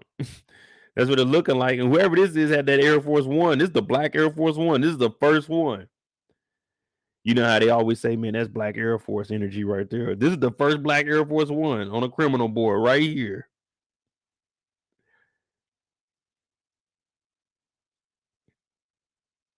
Then they got my man Gustavo. Damn, Gustavo, you working with them and they got your pictures up like you still a goddamn suspect. Nigga, I'm a criminal informant. Why y'all got my picture on the bulletin board, man? But he tells Gustavo, look, we need Teddy with the drugs and the money tomorrow. We raiding and it's almost over, baby. Now just get yourself sober and let's get ready to knock this out the park. What up, Cheryl? He got him drinking his coffee. I already don't drink coffee, but nigga, don't hand me your coffee talking about drink my coffee. Man, look, no. I'll sober up on my own. Matter of fact, you give me 4 more hours of sleep, I'm good to go. You wouldn't even know that I was drinking last night.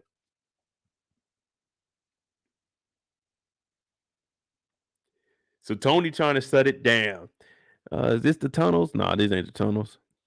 Oh, that's just that track that was out in the woods. Bet. Look, Gustavo, it's almost over, man. You ain't gonna have to tell too many more times. But I told you earlier, all the CIs I had, I ain't never had none like you, man. You didn't give us valuable information. We're bringing the warehouse down. He said, all right, cool. Now, Kane and Franklin, they got to talk about this cookhouse. 6 on, 6 off. But Kane wants to let Franklin know, man, don't be disciplining my people. That's my job. Just because we doing business don't mean we friends. Now, see if Todrick would just listen to this, chill the fuck out, remove your emotions because you in the streets. You can't have no emotion right now. We can't. Everybody that we about to see on our screen, from here on out, I don't want any sympathy for none of them. Whatever I say, we just got to let it fly because all of these Negroes then poison the system. We in the dope game right now. Our feelings, we turn them off temporarily. We got what, 20 minutes left? Yeah, turn them off right now. Kane tells Franklin straight up, you bitch ass nigga, because we doing business together don't mean you can talk bad to my people. I do that shit. Don't you ever do that shit again. And Franklin's like, yeah, well, you know, we trying to make this money, man. We could double it. We're gonna expand. Yeah, I hear all that, but we not friends like that. You don't do no shit like that. And Franklin's like, all right, I mean, I kind of get it. But see, Franklin needs Kane just as much as Kane needs Franklin. So they're trying to figure it out. But you got to understand, you got to respect it. I just told y'all about Dion and owning the projects right now. Leon, you got to respect it. I'm in charge now. You can't say shit. Like, this is my crew. Your crew ain't cooking. My crew is cooking. Cook with the right, whip with the left. So Frank's like, all right, man, cool, that sound good. Then we see a car pulling up. I'm like, damn, this motherfucker clean, ain't it? Franklin's like, listen to me, BB, nigga, we about to get it, nigga. We about to be living larger than life. I got the cookhouse jumping. Fuck you, man. Don't you be telling my people what to do. He passionate about this. But it don't matter because when them bullets start flying, you just hit the ground. Stay low. Stay low. Bap, bap, bap. They busted. It's going through the walls, windows, everywhere. Franklin then jumped from the couch. Look how far Franklin jumped. Franklin right here on the ground. This Franklin right here by the couch. They shooting. This nigga Franklin jumps up. I don't know if y'all can see it. Look, Franklin is right here. They shooting. Franklin jumps up. And look where the door, like, look where this area is. Franklin about to jump from here to there. Watch this. Franklin all the way over here in front of the door now. Like, hey, Franklin, you gotta follow behind him. You don't want to go to the open. You want to go away from the bullets. I'm following Kane back this way. Now they bucking too. They got this big ass front window, so you know they can see in there. They hitting targets. Pop, pop, pop, pop. You know they in the car line. There's always somebody in the car line. Man, I know I hit him. I got him. I know I did. So they did the drive-by. Boom, boom, boom. These niggas run into the kitchen. Now there is a shotgun up under the sink. Franklin had his gun, but ain't bust nothing back. But now we got to get prepared. And this is where I tell y'all, hey, keep your composure. What did I tell you guys? In the nose. 2, 3, exhale. Do that 3 times. So you running, you just got to stay cool, calm, and collected. Cassandra said the people that stay the calmest in these moments survive it. So what do? They get the bucket. Someone come through the front door. Bow! Hit him in the chest. Franklin take one down. Now, they didn't come through that front door because the front door was locked. But you remember that big-ass glass window? Yeah, they didn't climb up through there. Bow! Franklin catches one. We're like, oh, shit. They done shot up the house so much, the cabinet up here opened up. Man, somebody aim is all the way off. But I told you, it's always someone in the vehicle line. Oh, I know I hit him. Or this could just be one of them old cabinets where the little click thing don't work, and you put the door in there, it don't latch. That's probably what happened. Plus, no one uses top. They don't use this top one anyway. You know what I'm saying? You can probably need a stool for that. My mom will probably get the chair and tell me or my brother to go get it down. Then you got this drawer down here. It's the same thing. But Franklin catches one. My bad about the drawers. Bow, he catches one. Oh, shit. This nigga Ty then came in. Ty came in. He get a slug to the chest. Now, old boy got a goddamn pistol. He could probably survive that. Hopefully it didn't hit a lung or nothing. But more than likely, he's dead. Ty come in here not prepared at all. You know, typically you're going to run into the room with your gun out because, nigga, it's shooting going on. You just heard one of your boys getting popped. Bow, oh, ah. So you got to come in here prepared. You can't run in there with the gun up like this. You can't run in there like this. You can't shoot nothing unless there's somebody on the ceiling, but there ain't nobody on the ceiling. These niggas is on the floor. He come in tripping. Bow, oh, shit. That's a slug to the chest. There ain't no talking with that. That's all gasping. It's over with. It's over with. You got like 3-4 good breaths left, and then it's over with. But he don't even get all of that. That nigga get one breath. This nigga looks at him like, the time, nigga.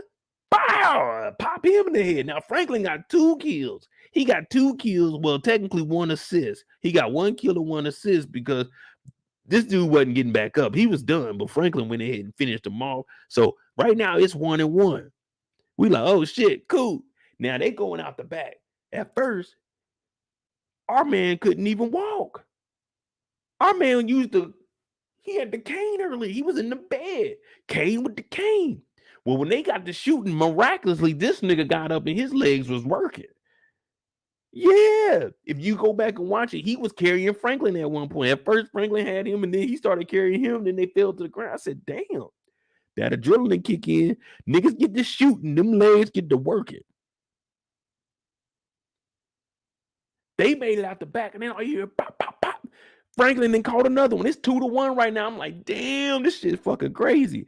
But I'm like, man, I can't really give Franklin all the credit because right now, old boy Kane leg ain't working. So if his legs work, he may have went ahead and got the first dude, but he couldn't because his leg wasn't working, so he couldn't really turn over fast enough. That's why Franklin got me.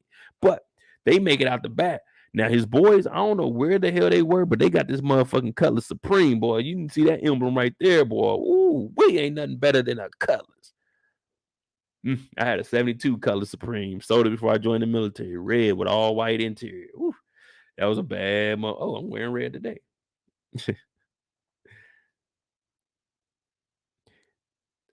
They hop in the whip. He talking about, Frankie, come on, man, let's go. So I don't know where these niggas were. They probably just heard the shooting, and they probably live down the block. You got to remember, Kane runs the neighborhood, so I'm pretty sure they was around. But they pulled up to the back because that's always been the plan. If niggas get to shoot, we meet you in the back alley. Pow, pow, we head on out. So these two then teamed up and caught 3 bodies.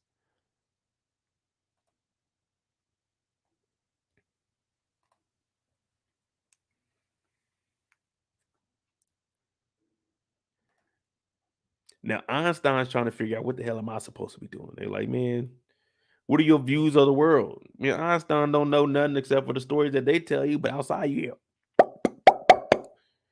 fuck, god damn. Nigga, I'm trying to go back to Africa, bro. All this didn't happen in a couple of days, man. I'm trying to go back to Africa. But Dion out here wilding out. Now, we about to see a little battle between Leon and Dion. Leon came out, took his shirt right off. Now, this is a street fight. And the thing about street fight, there's no rules. No rules. None at all. Kicking, punching, headbutting.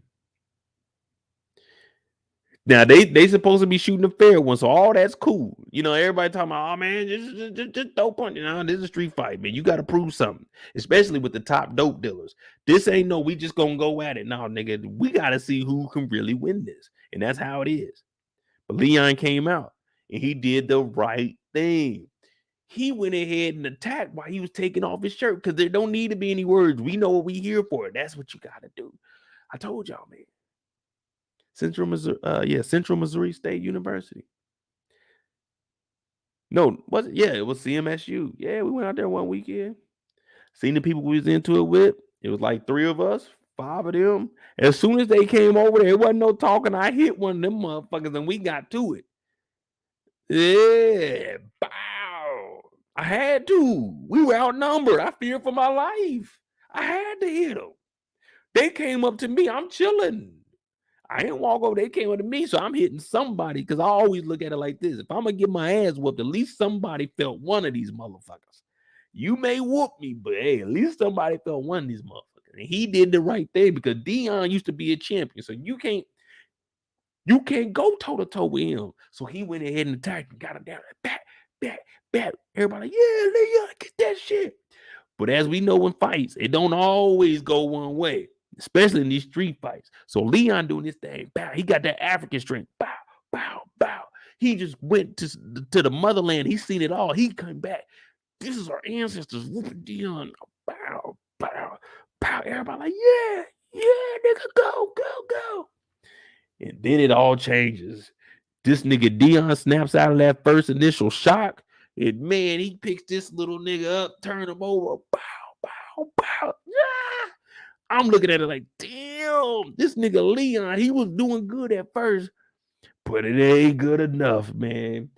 I told y'all, good is good, but good ain't good enough. You know what I'm saying? Good is good, but good ain't good enough. Yeah, you got to be great out here. Now Dion just whooping on him. Now, they didn't let nobody jump in, so I respect that. Everybody talking about saving Einstein. Einstein held Wanda back so she couldn't get this big ass nigga off her man. So is Einstein really with us? No, we don't know right now, but you can't trust nobody in the dope game. That's why I said we got to remove all feelings right now. It is fair game for everybody. So this fight is going on. Then my boy gets him in the head like Leon got him in the head like he just a swinger. You know, Leon ain't nothing but like 5'5", maybe 5'6". So his feet just dangling in there. Dion pick him up, and I'm talking about not off the top rope. Oh, no. Dion with no regard to human life. He slams this nigga. Bow! And you know they on that damn ground, so you know his head hit the ground too. Oh, shit. Now, this knocked the wind out. This knocked the wind out of Leon. We ain't all been there. Oh, shit, what the fuck happened? Now, you out here scrapping, but the fight ain't over, so you got to be on your P's and Q's. You might be hurting, but in a street fight, you ain't got time to be hurt. Unless you about to run off, you ain't got time to be hurt because they going to be on your ass. Ain't no one going to break it. If y'all still standing, ain't no one breaking it up. Now, if you're on the ground, I always say if you drop somebody, man, it's over. I don't like seeing people kicking. Like, if you knock somebody out, that's it. I don't like seeing people kick people that I got to jump in on that shit. Like, come on, man. You won that shit. But he done got slammed in the wind, knocked out. We done all been there before. Maybe not from like getting punched or slammed, but we done all been there. I told y'all, man, a nigga jumped off a trampoline and broke a damn table. I was laying on that table. We were wrestling. I ain't gonna lie to you. I cried. I went over to the thing. Yeah, nigga, that shit hurt. I couldn't breathe, nigga. The cry couldn't even come all the way out. Yeah, it wasn't even sounding right. But goddamn it, Dion ain't playing around. Dion like, yeah, nigga, get knocked out like your daddy used to. Get knocked out like your daddy used to. And we like, oh shit. Leon had a good fight, but damn it, he got knocked out in front of building 54. We gonna always remember that. Hey, Leon, you got your ass knocked out in front of B54. But Leon hits him in the nuts. Bing! He's out. Now this is where the tables turn, but it's a street fight. We don't care as long as you win. We ain't using no weapons right now, but then it gets a little serious. So he hits him in his balls. Pow. No more fun time. He drops down to the ground like any man would. Leon picks up that damn bottle, cracks it against his skull, kicks him in the ribs a couple times. Whoever this dude is, we can't trust him. Look how he's looking at him. He's like, damn, you didn't beat the boss, man. Now I got to go back working for you, man. When we were working for Dion, we ain't had to do nothing. He shot out all the lights. You couldn't even see if we were working or not. So this dude's hating. Leon finishes him off. And that's the end of our episode, man. Oh, dog, this fight was going on. I'm watching this fight. Let me see. Y'all might see me out here. Huh? Yeah, there we go. I had my afro back in the day. I'm back here, but I'm still in the back just in case because I know when niggas get to fighting like this, it's probably going to be a shooting following right after it. So this is me right here. I'm watching it because, you know, I know Leon and Dion. You know what I mean? But I don't sell for neither one, nigga. I'm just cool with everybody. So I'm back here, but you know what I'm saying? Like, I'm not going to be the one to witness the murder. So when the police come by, they can't ask Mo, what did you see? I'm like, man, all I seen was it was a crowd of people and I just went home. Like, I can't say that I seen something. I'm like, what you hear? Now I got to say I heard a gunshot, but I ain't hear nothing. So as soon as this shit's over with, I'm going back to the crib. Matter of fact, I probably ain't going back to the crib. I'm going to watch and see who leaves because Leon lives in the projects. Dion lives in the projects. If I see one of them go back to their apartment, then I'm going to go to my apartment because that means they went back and got something. You know what I mean? But yeah, this will be back here. I'm preparing for the worst, but I still want to be out there for the festivities because you don't ever want to be questioned. Hey, man, where were you at when Leon got his ass whooped? Nigga, I was out there, man.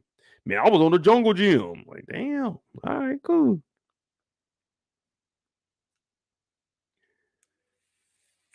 There you go, episode 4, Snowfall. You know what I'm saying? We got it in under 3 hours. You know, we about to hop off of this, watch BMF, and then we're going to get back on to the first reaction. Hopefully it's pretty good. I give this episode, this episode is really good to me. I'm not going to lie to you.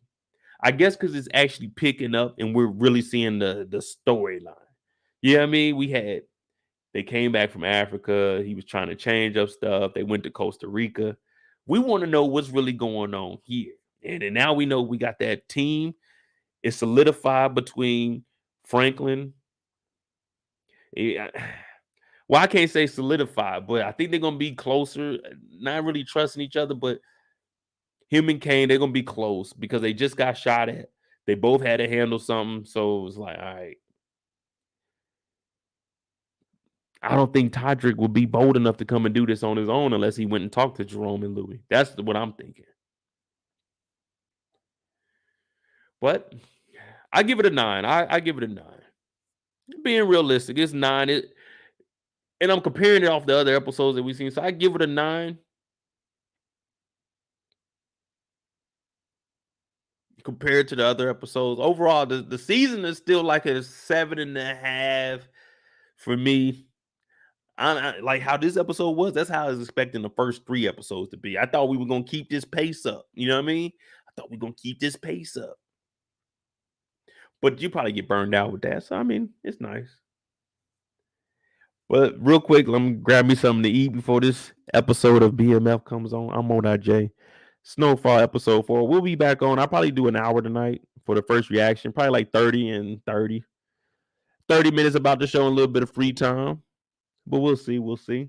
If you're new to the channel, hit that subscribe button, hit that like button.